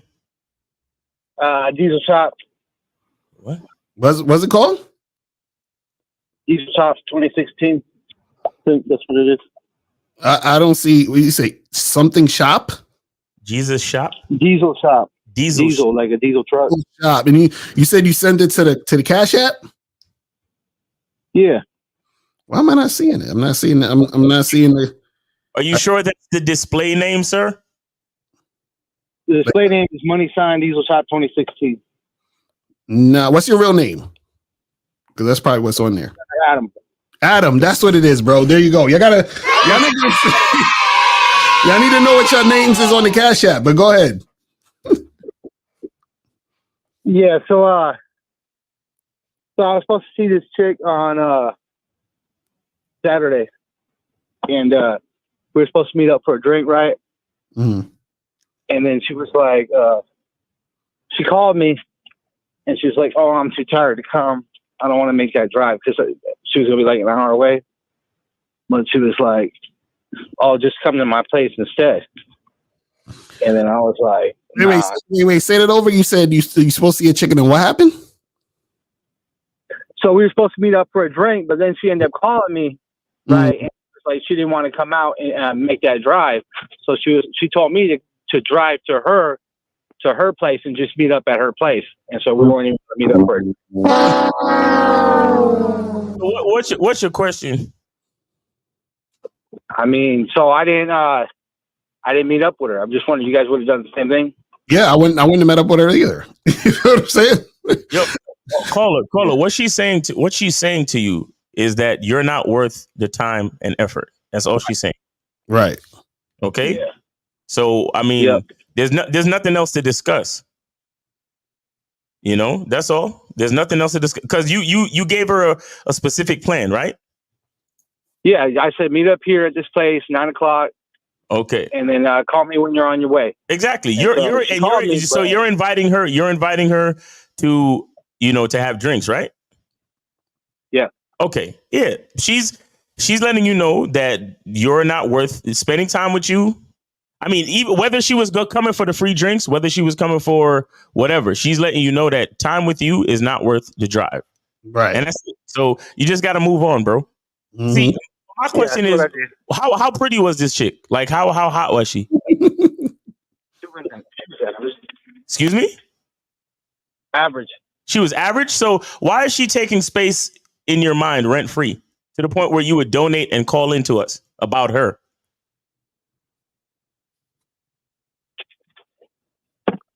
No, I was just wondering if you guys would have done the same thing. That's all. Okay. Yeah, I'm not going over no chick's house. I'm not doing anything a woman's telling me. So that's point blank. So for the billionth and billionth and first time, I give a woman instruction. Mm-hmm. She follows the instruction, then we can move forward. Or I give a woman instruction, she doesn't follow the instruction. That is it for her. You know what it is? This is what I noticed. Let me tell you guys something. You know why this is hard for you guys? It's because y'all aren't doing it enough to see a woman actually respond to your direction. What I mean by that is this, right? Is I've talked to thousands of women. I've been on thousands of dates. I've fucked hundreds of women. And you know what I found out? Is that no matter how ridiculous, no matter how much out the way the situation is, if a woman is interested, she will do what you say. I had a woman drive 3 hours to see me for 15 minutes. You understand what I'm saying? I've had women, I've matched with girls on Tinder at 1 a.m. in the morning. Mm-hmm. You know what I'm saying? And I say, meet me at this bar. I had women meet me at a bar at 1:30 a.m. in the morning and the bar's closing at 2. You understand what I'm saying? Yeah. And then they come over my house. That whole Eddie Fuse things you were talking about the other day, where the guy he was talking to, where he knew he was that man, and so I mean you got to start somewhere, right? So I was like, okay. So what I'm saying. Call it is what I'm saying. What I'm saying is, and this goes for all of y'all. Y'all have to just let women know what you want, and then have the women who are going to follow. Do you understand what I'm saying?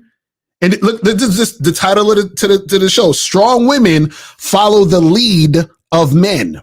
You know what weak women will say?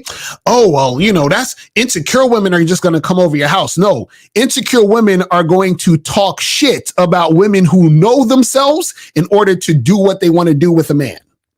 Do you see what I'm saying? So what happens is that you have to be that secure man who stands on what he says and lets women dismiss themselves when they're not fucking following your lead. You see what I'm saying? So don't, I don't want you, because the thing is, I don't want you to start thinking like, damn, man, I be telling these girls to do shit and they just don't do it. That's good. Because basically what's happening is you're getting the women who are not about it out the fucking way. And trust me, you're going to have more women that you're going to need to charge to the game. Listen, I told you guys should be charging chicks to the game literally every day. Every day. Every fucking day, there should be a chick that you're not going to be talking to anymore. Do you see what I'm saying? Like every fucking day. You see what I'm saying? Yeah, and then that's how we work our way up. Gotcha. Appreciate you guys' time, man. Thank you. All right, man. Thanks for calling in. Thanks for the donation. We appreciate you. Have a great week. All righty. Man, ain't no music we don't got no music, man. Bro, what happened to all the people for the music, man? Y'all going crazy out here, man. We need some of those tunes, man. You know what I'm saying? Okay. Y'all slacking on this Monday. You feel what I mean? Or anything. I know y'all got some shit to promote. Some of y'all got something to promote. So hit up the Cash App, get this shit cracking.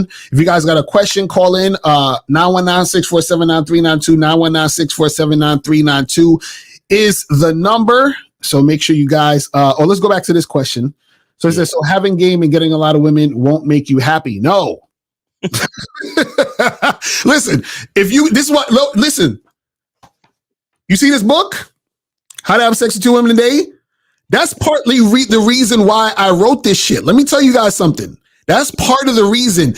See, I want y'all to have as much sex with as many women as possible. Not only that, the baddest chicks you can ever get to suck your dick and have sex with you and hop on your dick and do the most nastiest shit ever to you and all this other. I want you guys to have that on a consistent basis with women who desire you and want to fuck you and this and this and that. And you know what's going to happen? You're going to get all that shit and you're going to be like, yeah. That's not it. Bro, this is what I'm trying to listen. I love Jim Carrey. He said, I wish everyone could become rich and famous so they realize that's not it. That's exactly what he's talking about. That's exactly what he's talking about. See, nothing can make you happy. No thing can make you happy. This is what I'm trying to tell y'all, man. It's you. See, it's you. Y'all got to understand it's you. You understand? Okay, think about it this way, right? And see, the problem is that, see, happiness can't necessarily, it's hard, you can't really describe happiness. It's just an experience, feeling, or energy that you're experiencing or having, right? But what you got to understand is that people think happiness is thrills and excitement and a bunch of fireworks and shit. That's not really happiness. That's just thrills and excitement. Happiness is a state of being in peace, right? Think about this.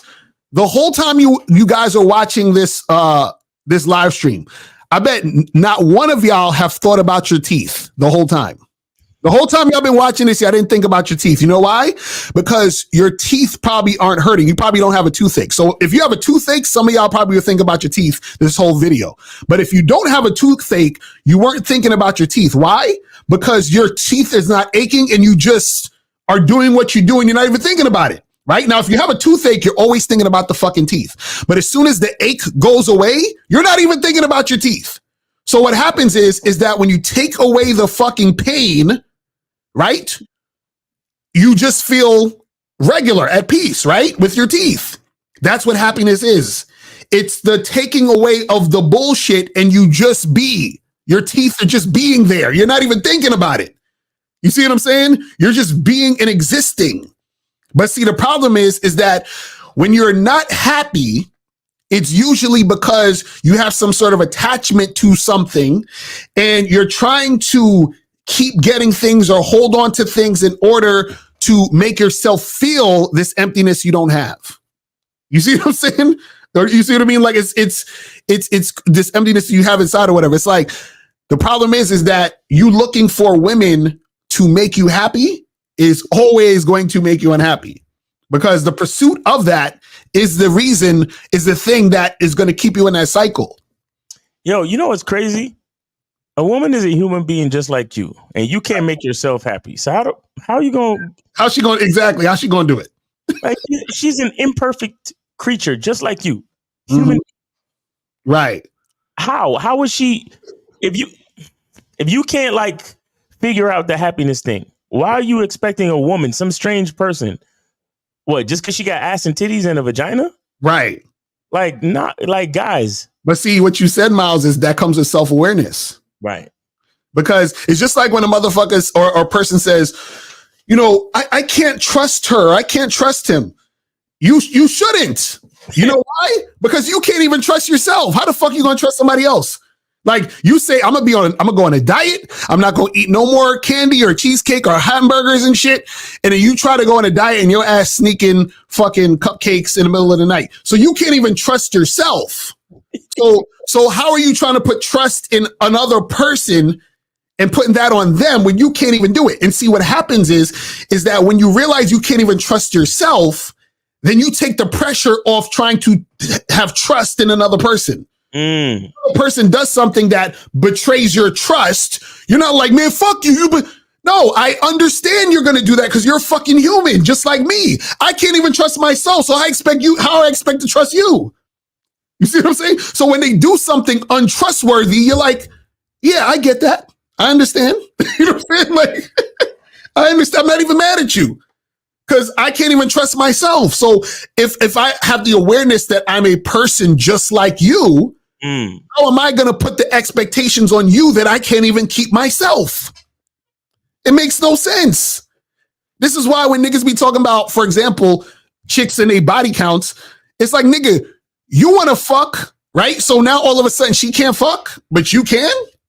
You want to put this expectation on her to not fuck, but you want to fuck all day? So you have this sex drive, but she don't? You see what I'm saying? Like, that's what I'm saying. Like, motherfuckers are so sleep. You understand? They're so dumb, they don't realize they're dumb. This is crazy, man. I'm like, yo, this shit is wild, bro. This shit, you ever seen that SpongeBob fucking meme where it says he's like, I'm about to head out? Like, he's like, I'm about to head up out of here. That's how I feel most of the time when I'll be talking to these idiots. I'll be like, yo, I'm about to head out. I'm about to go because y'all motherfuckers is asleep. Y'all normal niggas scare me. I can't with these human doings. I can't do it. So it says, Miles, can you do a membership video on time management? Okay, that's a good idea. Let me write that down. Yeah, write that down. See, that's what we talking about. We like when you guys give us ideas, man. Because remember, this is for y'all. So that's on point. Hell yeah, let's get. And time management is very important. Very important.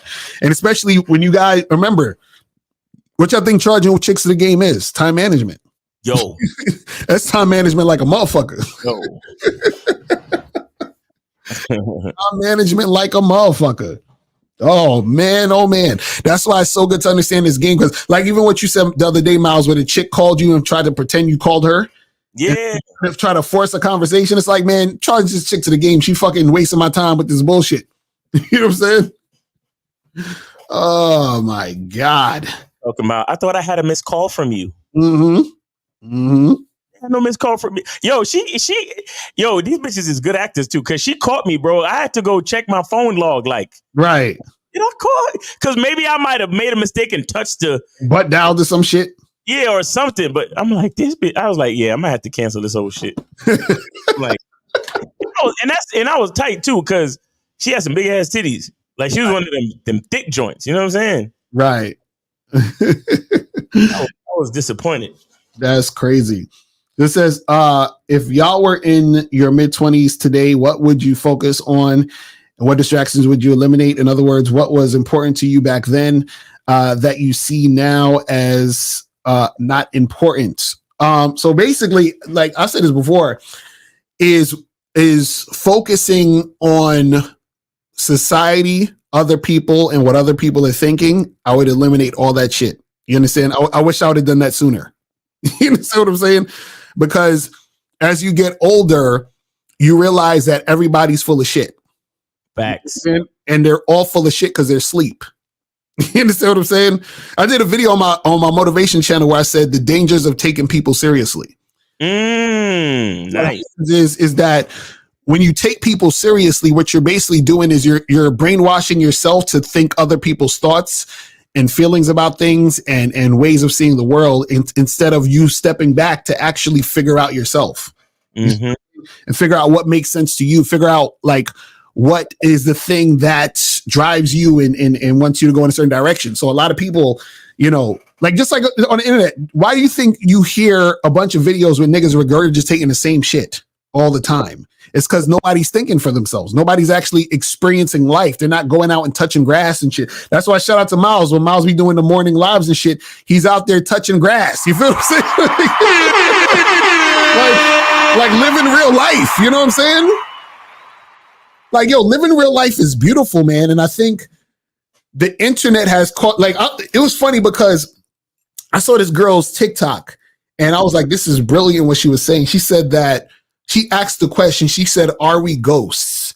And what she means by that is ghosts are beings and entities that are stuck between two dimensions. So she said you have your internet personality and then your real life personality. So she's like, we're stuck in between these two fucking dimensions of the internet and then actual real life. Wow. You see what I'm saying? And I'm like, that's some real shit. And so it's like, what happens is that people, you know, they get so influenced by the internet shit and then they disregard the real life shit. And what I feel like we try to do is really bring the reality to the internet.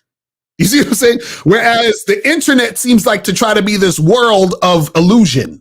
You see what I'm saying? But and this is why it's so tough, because we're bringing the reality to the internet and saying, hey, listen, guys, when you actually go outside and log off, this is what to expect. Whereas on the internet, they have these fucking, you know, fantasies and ways of trying to say things and do things. And, oh, it's about this and that. And I'm like, it's all bullshit. That's internet shit. That's not real shit. As soon as you log off, this ain't really happening. Niggas talking about jaw lines and looks maxing and all. Nigga, if you actually go out in real life, you see how many niggas who are short, overweight, not a Chad or a Tyrone with women. And hot chicks too. You know what I'm saying? And these chicks will fucking cry and lose their minds if their man dumps them or some shit. You understand what I'm saying? So it's just like, I tell you, the internet just is crazy. Shit is crazy, man. Oh my goodness. Hold on, let me see. You said, is thinking women won't find you attractive a form of self-hate? I mean, yeah, to an extent. You know what I'm saying? Because if you know, the thing is, it's just like well, Mark Curry said in the video, he said, yo, the girls naturally like me. Why? Because I like me. Right. You see what I'm saying? So if you don't think women are gonna like you, it's because you don't like you. That's coming from somewhere. And here's the thing. Think of the words. He said, women won't find you attractive. Now, here's the thing that we have to remember. You, the person, the I am, there are many different aspects of your personality. Right. So you're telling me that there's not one thing about you. Right. I mean, you've been alive. Let's just say you've been alive for 20 something years. You've had friends. You've been to school. You've been to church. You've watched hundreds and thousands of videos on YouTube. Right. You probably read a few books in your lifetime. You've had thousands, millions probably of conversations. Right. And through all of those experiences, there's not one thing that a person could find attractive about you. Right. Of course, that's a form of self-hate. Because because now you're being delusional on the negative side. That this is negative delusion, where it's like, come on, man. In all of your life experience, there's not one thing that a person might find attractive about you. Are you serious? Right. And the thing is, just because a woman might say, no, I'm not interested, or hey, I have a boyfriend, or I'm not in the mood right now, leave me alone. Mm-hmm. That doesn't make you any less attractive. Right. And this is the part, this is the point what I was trying to make earlier about, was Usain Bolt a winner before or after he crossed the finish line? A lot of you niggas only look at yourself as attractive when a woman says yes. Right. I'm trying to tell you guys that is a fucking mistake. Mm-hmm. If you don't think that you're a winner before you cross the finish line, what the fuck did you go to practice for? What did you get up and train and practice and like? And this is what I keep telling you guys. And this is a part of my approach mindset video that's going to be on the Masculine Identity membership. It's all about a mindset. Right. It's not about what each individual particular woman says to you. Because listen, when you see that successful dude with a beautiful chick, you think he even remembers about all the chicks that told him no? Right. Exactly. Like, look at Lucario. Lucario gets on here. I fucked thousands of, thousands of dates, and I fucked hundreds of women. You think Lucario's going to sit there and be like, well, there was this one chick. Right. Exactly. I tried to holler at her and she said no. And, it just always bothered me. Like, no. Yo, you know what's funny? I've actually been on dating apps where I'd match with a girl, like on another app or whatever, and I send her the same message I send every other chick, and then she'd be like, "Hey, what's up? Don't you remember me?" And I really don't remember her. You understand? I was like, "Oh shit!" And I said, and I remember this one chick. She said, "Hey, we went out before," and then I responded. I said, "Did we hook up?" She said yes, and I didn't remember. You feel what I'm saying?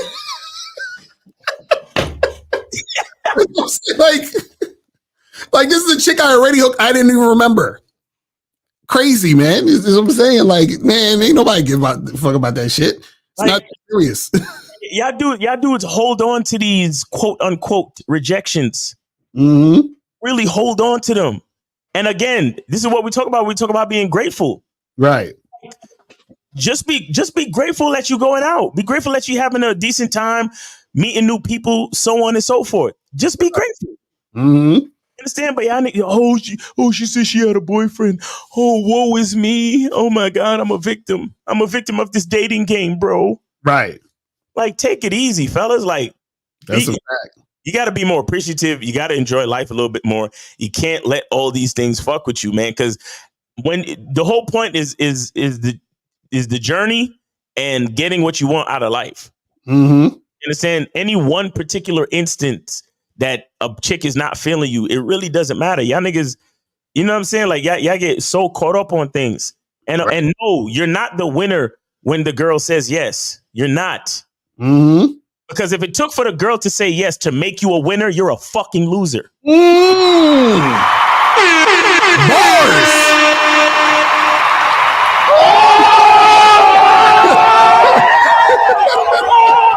That's bars. Jesus Christ. That's bars. That's a fact.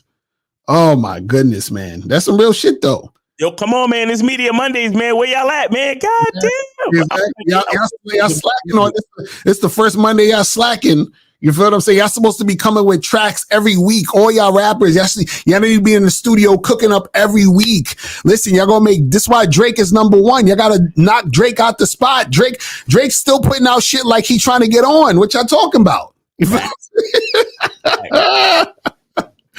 like, yo, I'm telling y'all, man, Drake hungrier than a lot of y'all niggas. That's crazy. How you gonna let Drake come through and son y'all like that, bro? That's fucked up.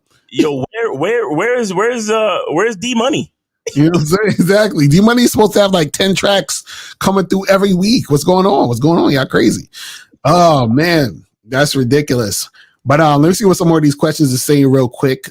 This says, do you ever go to nightclubs? I always feel above everyone whenever I go places that involve alcohol. You said you always feel above everyone? What do you mean above everyone? What does that mean? So you saying he's saying he feels better than everybody? Is you feel superior? Is that what you're talking about? Slime? You know what I'm saying? See, and that's the problem. The fact that you feel above everyone is actually showing insecurity, because then that would mean that there's someone you're going to feel below. And then you're going to think that means that there's something wrong with you in relation to that other person. You see what I'm saying? You see how the language exposes? Because there's actually no one above or below. You understand? And it's really a thing where it's all connection. And when you're asleep, that's when you think you're above or below someone. So if you were in an environment where there's no alcohol, where would you be? Right, exactly. You know what I'm saying? Oh man, that's crazy. All right, so this one says, Akram Mouse, how to be not affected by other people's energy and opinions about me. Focus on your masculine identity. You understand? Because the reason why you feel affected by it is because you doubt yourself. If you have no doubts about yourself, you can't be affected. Exactly. Because if somebody came up to me and said, hey, you're not Locario, you're Slim Shady, I'd be like, not really. You know what I'm saying? What are you talking about? Like, I don't know what you're saying. Like, I would just laugh at them. Like, actually, I'm not Slim Shady. Like, what are you talking about? I'm not gonna be here like, man, I don't like that he said that I'm Slim Shady. Am I Slim Shady? Maybe I am. Maybe I don't know. Listen, I was having a conversation with myself the other day, and I was like, you know, the thing that I know that I'm right about all the time, I'm never wrong, is I'm never wrong about myself. Never. You understand what I'm saying? Never. I'm never wrong about myself. So a lot of people, what they'll do is they'll try to get you to believe that you're wrong about you. Exactly. Ain't that weird? Like, how you going to tell me I'm wrong about myself? That don't make no sense. The one thing that I have some sort of control over. Right. Cause like, yo, it was this video this short that I put out the other day. I think it was when you was on the Manhood and Skill Set show, and you were talking about how you know, you would never cheat on a woman because, you know, the chick's gonna know she's not gonna be the only one, and so forth and so on. So that clip got like 17,000 hits on YouTube, right? And people in the comments was like, oh my God, he's so toxic, and he's going through a bunch of pain. And I'm like, what? You see what I'm saying? And that's people trying to tell you about yourself. No. Niggas know exactly why they're saying what they're saying. You see what I'm saying? But what people will try to do is they'll try to say that you're wrong about yourself. No, I'm never wrong about myself. Never. Not one time.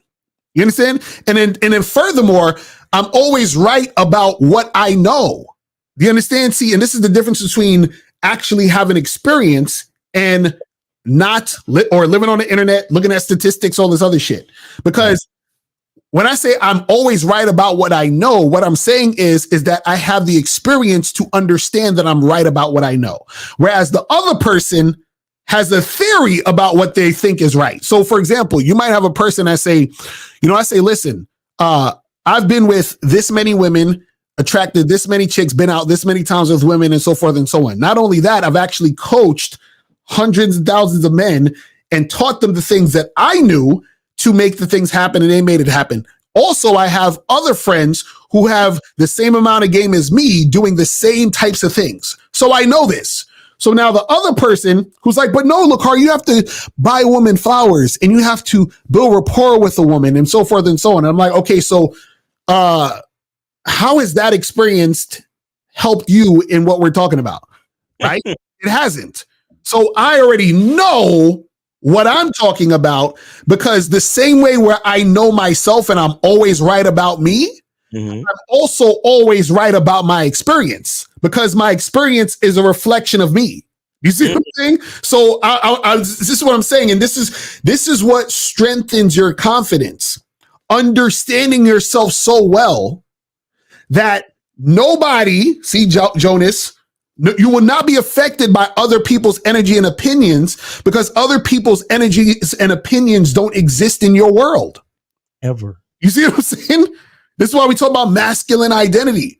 This is about you understanding you with no doubt. You understand? See, listen, let me think about it this way. Have you ever been on your way home and then drove to the wrong house?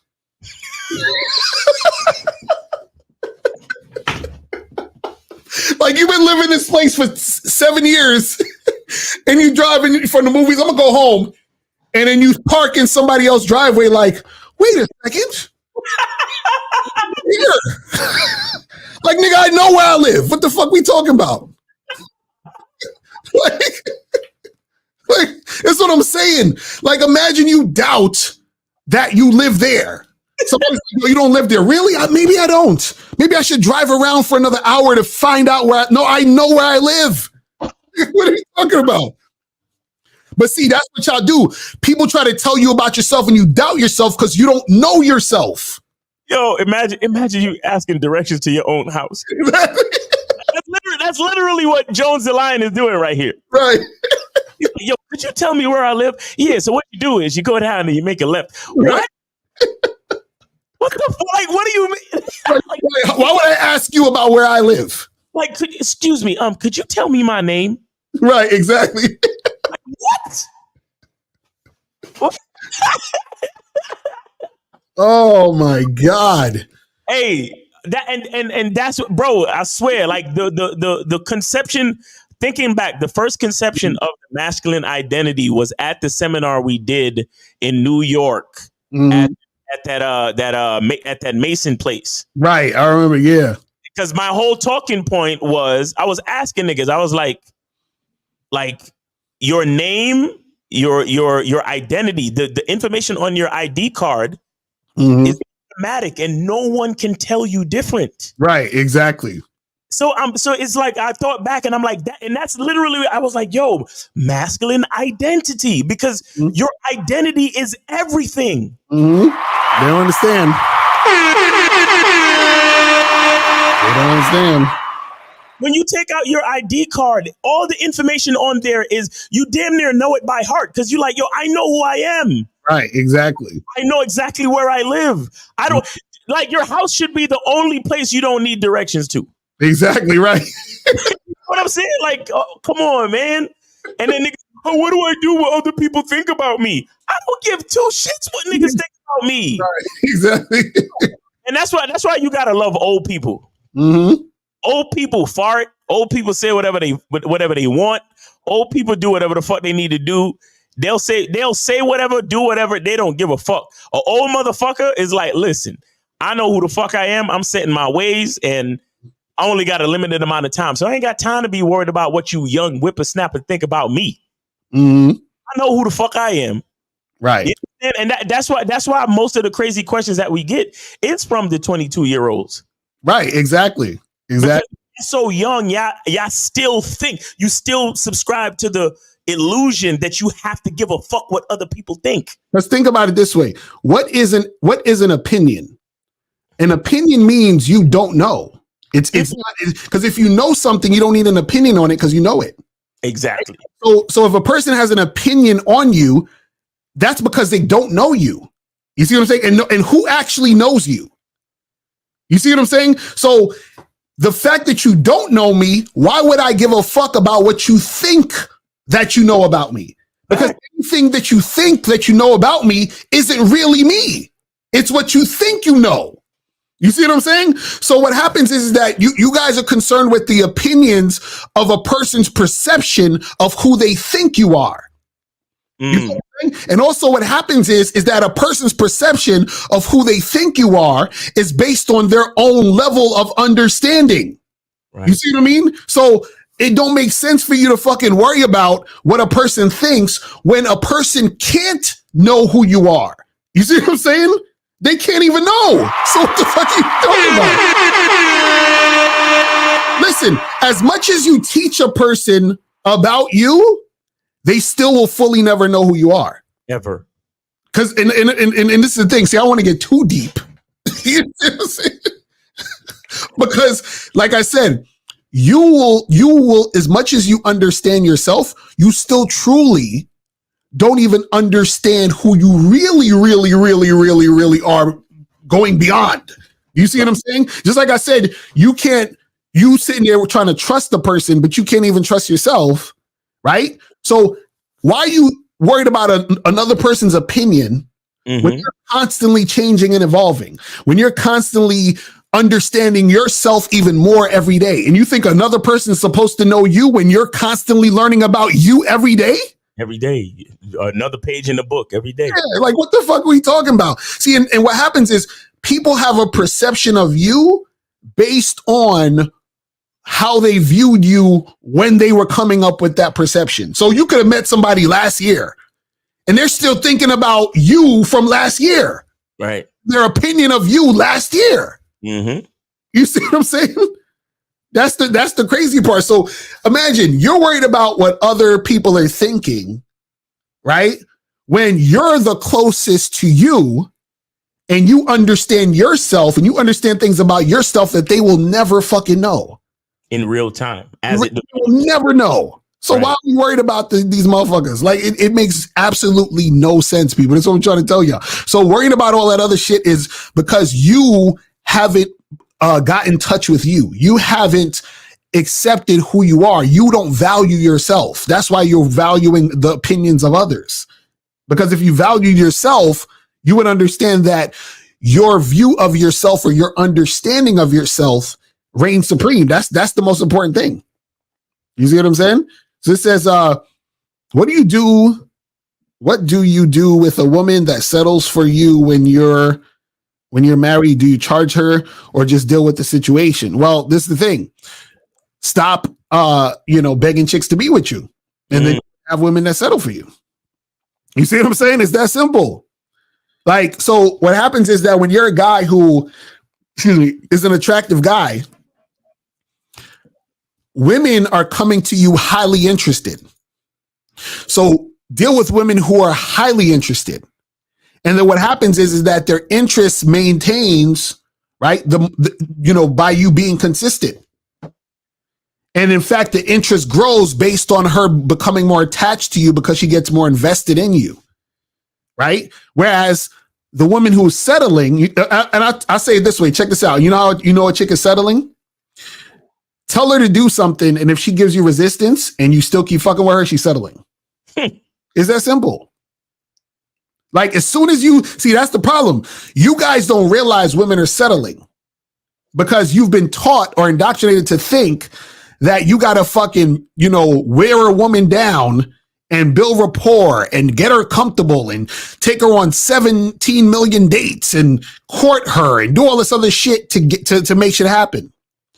But you don't realize the reason why you had to do all of that is because she don't fucking like you like that. You understand? You're the consolation prize. You're the guy where she feels, you know what, I might as well just fuck with him because I need somebody here to be with me type shit. You see what I'm saying? So what Alante A is saying, that he realized that she was settled for him after he already married or after he married her. Right. Exactly. That's crazy. Nigga, you already made the commitment in front of God and your family and all that shit and the courts in the court system. So, I mean, unless there's anything like drastically wrong with the relationship, just keep on living, nigga. Stay married. He's like, you already fucked up. What's the point? Unless there's something going on where, because look, it's one thing to listen to us and then you realize something about the reality of your relationship, but it's another thing if she's abusing you or if there's actually something wrong. Right. Like, don't if you're married to something like that, don't ruin your whole shit just because you heard us say some shit that opened up your eyes to the truth. Right. Just understand what the truth is, though. That's what it is. Understand what the truth is. Now, if your marriage is getting bad, where there's things wrong and there's things dysfunctional, then hey, do what you got to do. Right. But don't just let us opening your eyes cause you to stop being grateful for your current situation. Right. You understand? You still need to be grateful for the fact that you're married, that you have a woman in your life. You probably got some kids, or if you have a somewhat stable situation with a woman and y'all moving along and things are happening, be grateful for your situation. You understand? Don't fuck it up just because, well, Miles and Lucario said, just understand that the reason why you're frustrated that you had to sleep on the couch is because she settled. That's what we're trying to say. So you just got to come to realize it, because that's what's going to happen. Because you're sitting there like, damn, like when you're in your driveway and you sit in your car for half an hour because you're scared to come into the house because you don't want to hear her mouth. Just understand that's why. That's why. That's all we're saying. Like, because you guys got to understand. See, understanding why you're in a weird ass situation is great, because now at least you understand. And this is the key thing. This is the most important part that I want you guys to understand. The most important part to realize is that it's your fault. That's all we want to, like, if you can understand that and be like, you know what? Yeah, this is the way it is because I chose this, even though I was ignorant at the time. Because trust me, this is the thing. We've been in situations where it's like, damn, this shit is fucked up. And we realize, oh shit, after the fact, we realize it fucked up because we did this. You understand? So you got it. That's what we're saying. Just understand that, because the problem is, and this is where the red pill has been born, is the red pill still doesn't realize that it's the man's fault. See what I'm saying? They still don't realize it, because if they realize it, they wouldn't even really be talking about what the women are doing. They wouldn't be talking about her hypergamous nature and monkey branching. That don't even matter. You know what I'm saying? Because there's nothing you can do with that information to help you. Because all it's going to do is trick you into thinking, oh, well, let me get more money so she doesn't monkey branch to a rich guy because I'll be the rich guy. No, like, we don't want you to have that Will Smith mentality. You know what I'm saying? Man, if I become the best, if I become Jeff Bezos or I become Elon Musk, then no woman would ever. No. That's not it. You see what I'm saying? All we're trying to do is to get you to have some self-awareness and wake the fuck up. You understand what I'm saying? And just realize, like you said, Miles, if you have a marriage that's still good, right? But just understand that, hey, look, it's not the best because you done fucked up 6 years ago when you proposed to that woman without vetting her. You understand what I'm saying? That's what we're saying. And here's the thing too. At the very least, when problems do come up, at least you have a more mature and efficient understanding as to why. Right. Exactly. And so you don't. And if you understand why, guess what? More than likely, you don't even have to argue with your wife. Right. Right. At this point, shit will go down, and you'll think back to something that we said, and you'll be like, "Oh, I already know." And then your girl will be your wife will be looking at you like, damn, he don't even argue no more.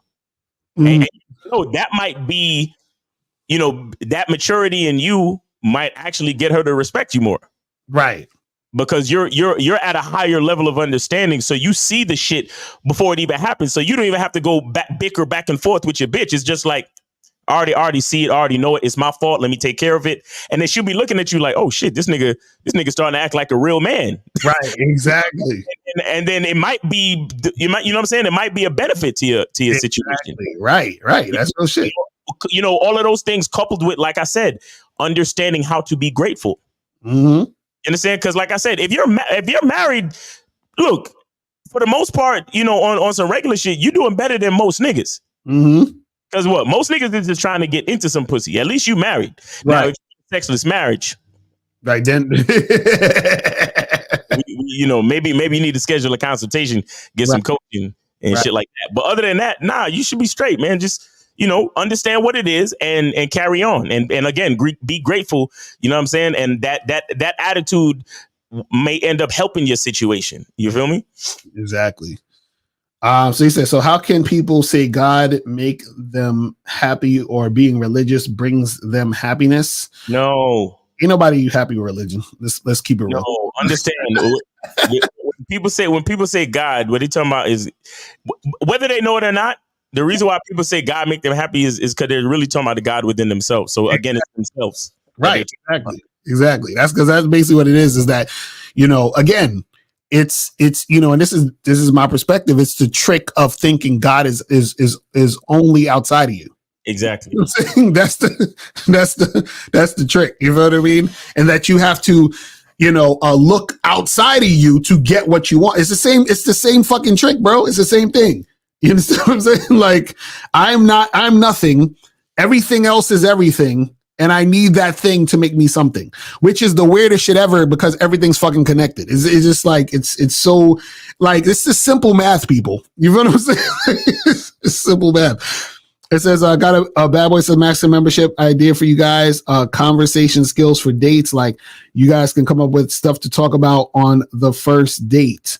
So I actually have a program. I have a program of things not to do on the first date, but generally speaking, the first date really is, to feel the situation out and to, let the chick know or see how well she's following your leadership and see how receptive she is to, your building sexual tension. You feel what I'm saying? Yep. That's really what it is. If she is to your flirting. Right. Because a lot of times all the other stuff around that is just fluff that's actually meaningless at that point. Exactly. You know what I'm saying? Like, that's why I don't talk to, like, there's no reason for me to talk to a woman before a date. For what? But that has nothing to do with the point of us meeting and interacting with each other in person. Mm-hmm. You see what I'm saying? Ain't nobody trying to get to know you and all that other stupid shit. Oh, my bad. I had clicked on this shit. Can you do a video going in depth on having amnesia? Oh, I already did. Leave me alone. I already did. He said, play that new track. All right, I'll probably play that shit. You know what I hate when I play certain tracks and fucking YouTube give that copyright shit? I'll be like, bruh, like, I this shit, nigga. Like, fuck you talking about? Does books like The Art of Seduction by Robert Greene introduce a good foundation of game?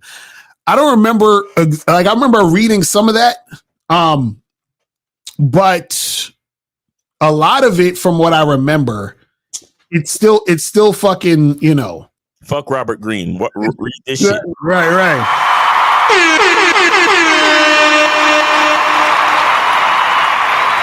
So I remember some of this shit, but it's like, I mean, no shade to Robert Greene. I'm just saying. A lot of the stuff in there, I had to do. And also remember, it's called The Art of Seduction. And one of the key things that I remember that he said in the book was something to the effect of, in order to seduce to an extent in certain situations, the person needs to feel like they're missing something and that you're the answer to what they're missing. Right. But the thing is, a lot of it that I was reading had to do a lot more with, like, some of it sounded like simping and some of it sounded like manipulation type shit. You know what I'm saying? From what I remember, so it's like, but I think more so he was describing a lot of like seducers and what they would do and shit. And to me, they was just doing too much. I'm like, ain't nobody got time for all that. It says, LaCara, are you and Miles aware of the fact that both of you are literally illusions my mind created and none of us truly exist? Oh, he getting too deep on this shit. He getting too deep on this shit. He's getting too deep on this shit. They ain't ready for that, Chris. You're ready for that, Chris. They're not ready for that shit. Oh my goodness. We're not really here. Exactly right. You know what I'm saying? Like, I'm telling you. Like, hey, listen, don't think you can bend the spoon with your mind. That's impossible. Right. You know what I'm saying? Like, just realize that there is no spoon. Right, exactly. Stupid motherfucker. Like, what are you talking about? So just as the book describes types of seducers, it doesn't teach seduction or how to seduce. Right, exactly. Shout out to Justin. Oh. Yeah, so shout out to Justin. Yo, Justin is on it. Just to be known. That's crazy. I gotta reach out, man. I want to do a collab. I gotta reach out. Yes, sir. Yeah. Let me see. Holding on. All right, where we at now? So it says, would you say that settling down and settling is the same thing? It can be and also not be. So like you can settle, you could say I'm settling down and still be settling, but just because you're settling down doesn't mean you're settling. You see what I'm saying? Because settling down within itself means like I'm doing something different in my relationships in a way where I'm just put more focus on a specific thing. Whereas a person can also settle down, but still be settling for that particular person. You see what I'm saying? In the way of like, this is not like my top choice of what I actually want, but I'm just sort of going with it because. You feel what I'm saying? Whereas you have a person who has exactly what they want in the situation. They say, okay, I'm focusing just on this situation to move forward in this direction. You feel what I'm saying? Right. Exactly. So settling down, the phrase is more of a focus on your quality of focus.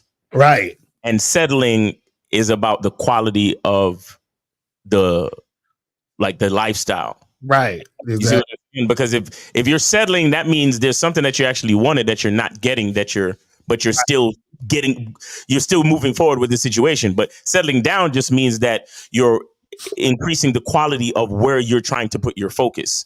And you're not really missing out on anything. It's just you just want to focus on something more specific.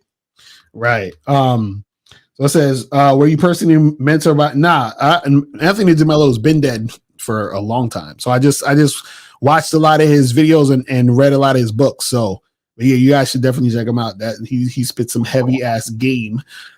This says, if your illusions like the guy said, then how am I seeing y'all? Well, because how do you know that we're real?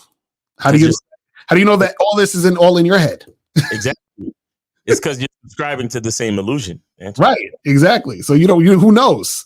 Yo, there was this thing.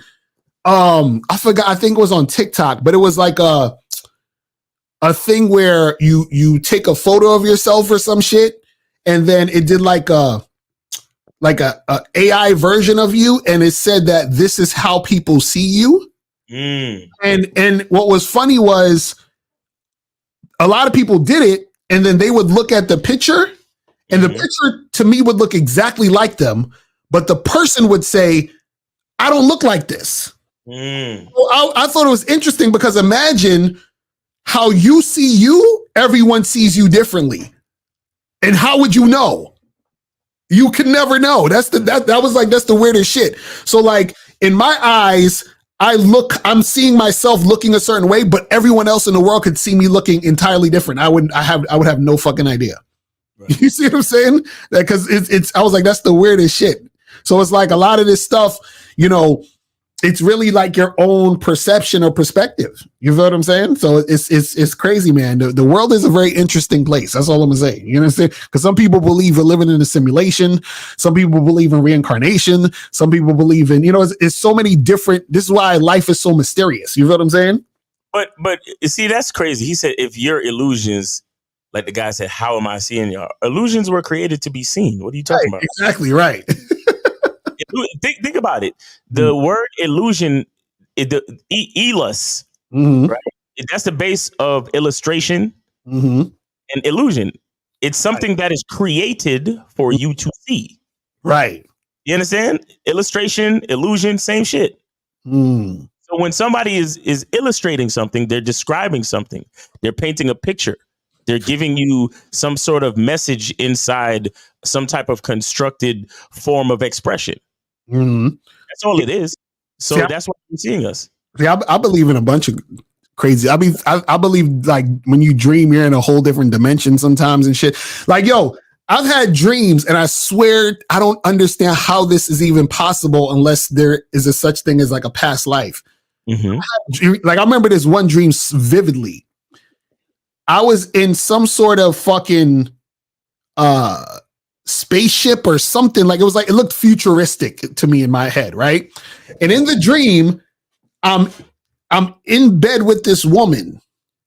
Is this black chick, like she's jet black, dark skin, and she's wearing like some fucking crystals or some shit and some shiny shit. And we're in a bed. And I shit you not, I could remember being with this woman for the past like 10, 15 years. And I remember memories of being with this woman for like 10, 15 years. And then I wake up and I'm like, how the fuck do I remember having a whole life with this woman for 15 years? Oh my gosh. And I was like, and I've had dreams like that where in the dream I would be chilling with someone and I know this person and I've known them for years, but this is just a dream. How the fuck did I have all this information and time span for decades that I experienced this in a fucking dream? That don't make no sense as far as time is concerned, right? No, that's the thing. Time is relative. Right. That's what I'm saying. So it's like, it's something like time is even a fucking illusion. Yes. No, real shit. It's crazy. Because I'm like, how do I remember this whole life with this motherfucker? That shit is like crazy. Like, I'm like, yo. And in some dreams, I'm not even me. It's like I'm a whole different person. Hey, let me tell you, shout out to this show, Invincible, right? Mm-hmm. It's crazy. All of the clone shit that they talk about, like the cloning plot points in the show, where they give you the memories. Like, you know, those two blue guys who he keeps recreating himself, and he always creates two of himself. Right. Mm-hmm.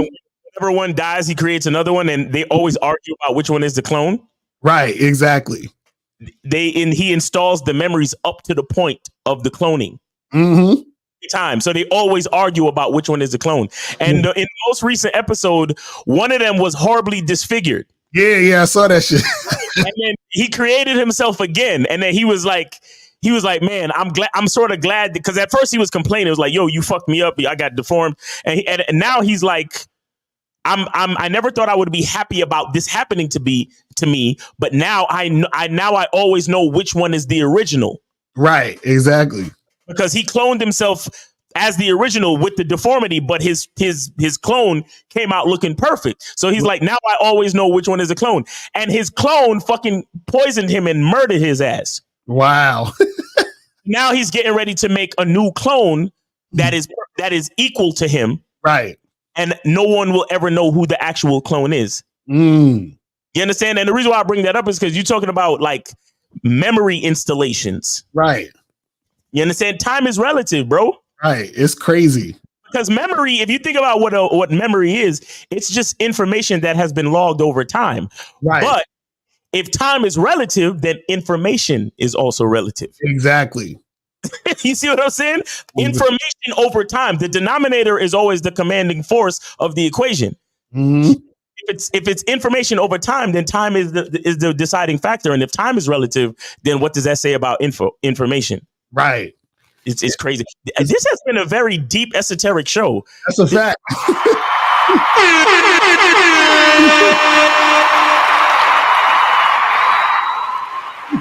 Guys, this is why it's only 200 and something people watching right now. Right.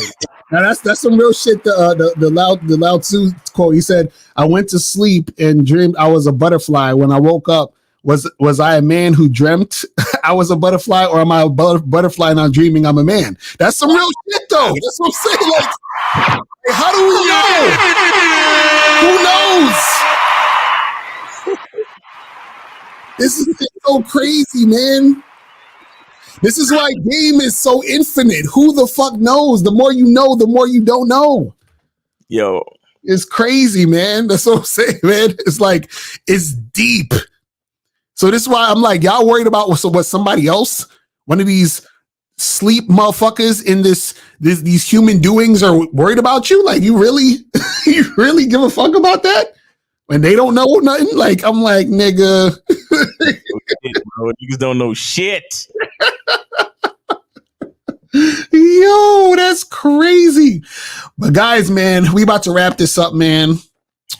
So yes, man, we appreciate y'all. Remember, guys, listen, man, next week y'all gotta come with that heat, bro. You gotta come with that fucking heat. You gotta come with that heat, man. Come with that heat next week. You feel what I'm saying? So that we can get that shit cracking on the Media Mondays, man. Because we want to hear you guys, y'all stuff. And make sure you guys get the soap. Get the Masculine Identity soap. Go to masculineidentitymembership.com to get the soap, people. Make sure y'all get that shit cracking.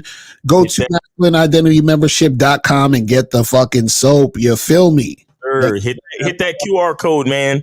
Hit that QR code. You know what I'm saying? Screenshot this shit and hit the QR code.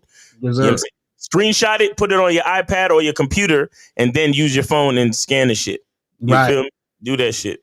Exactly. Yeah, man.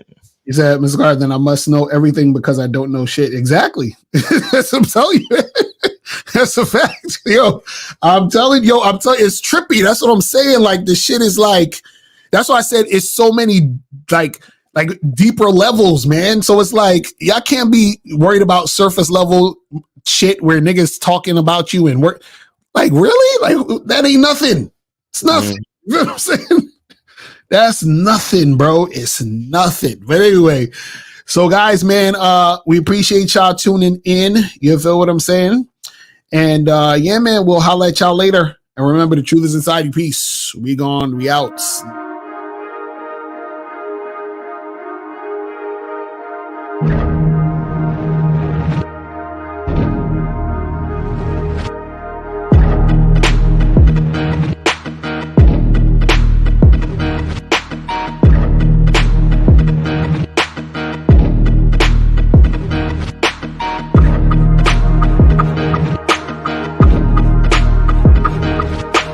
I am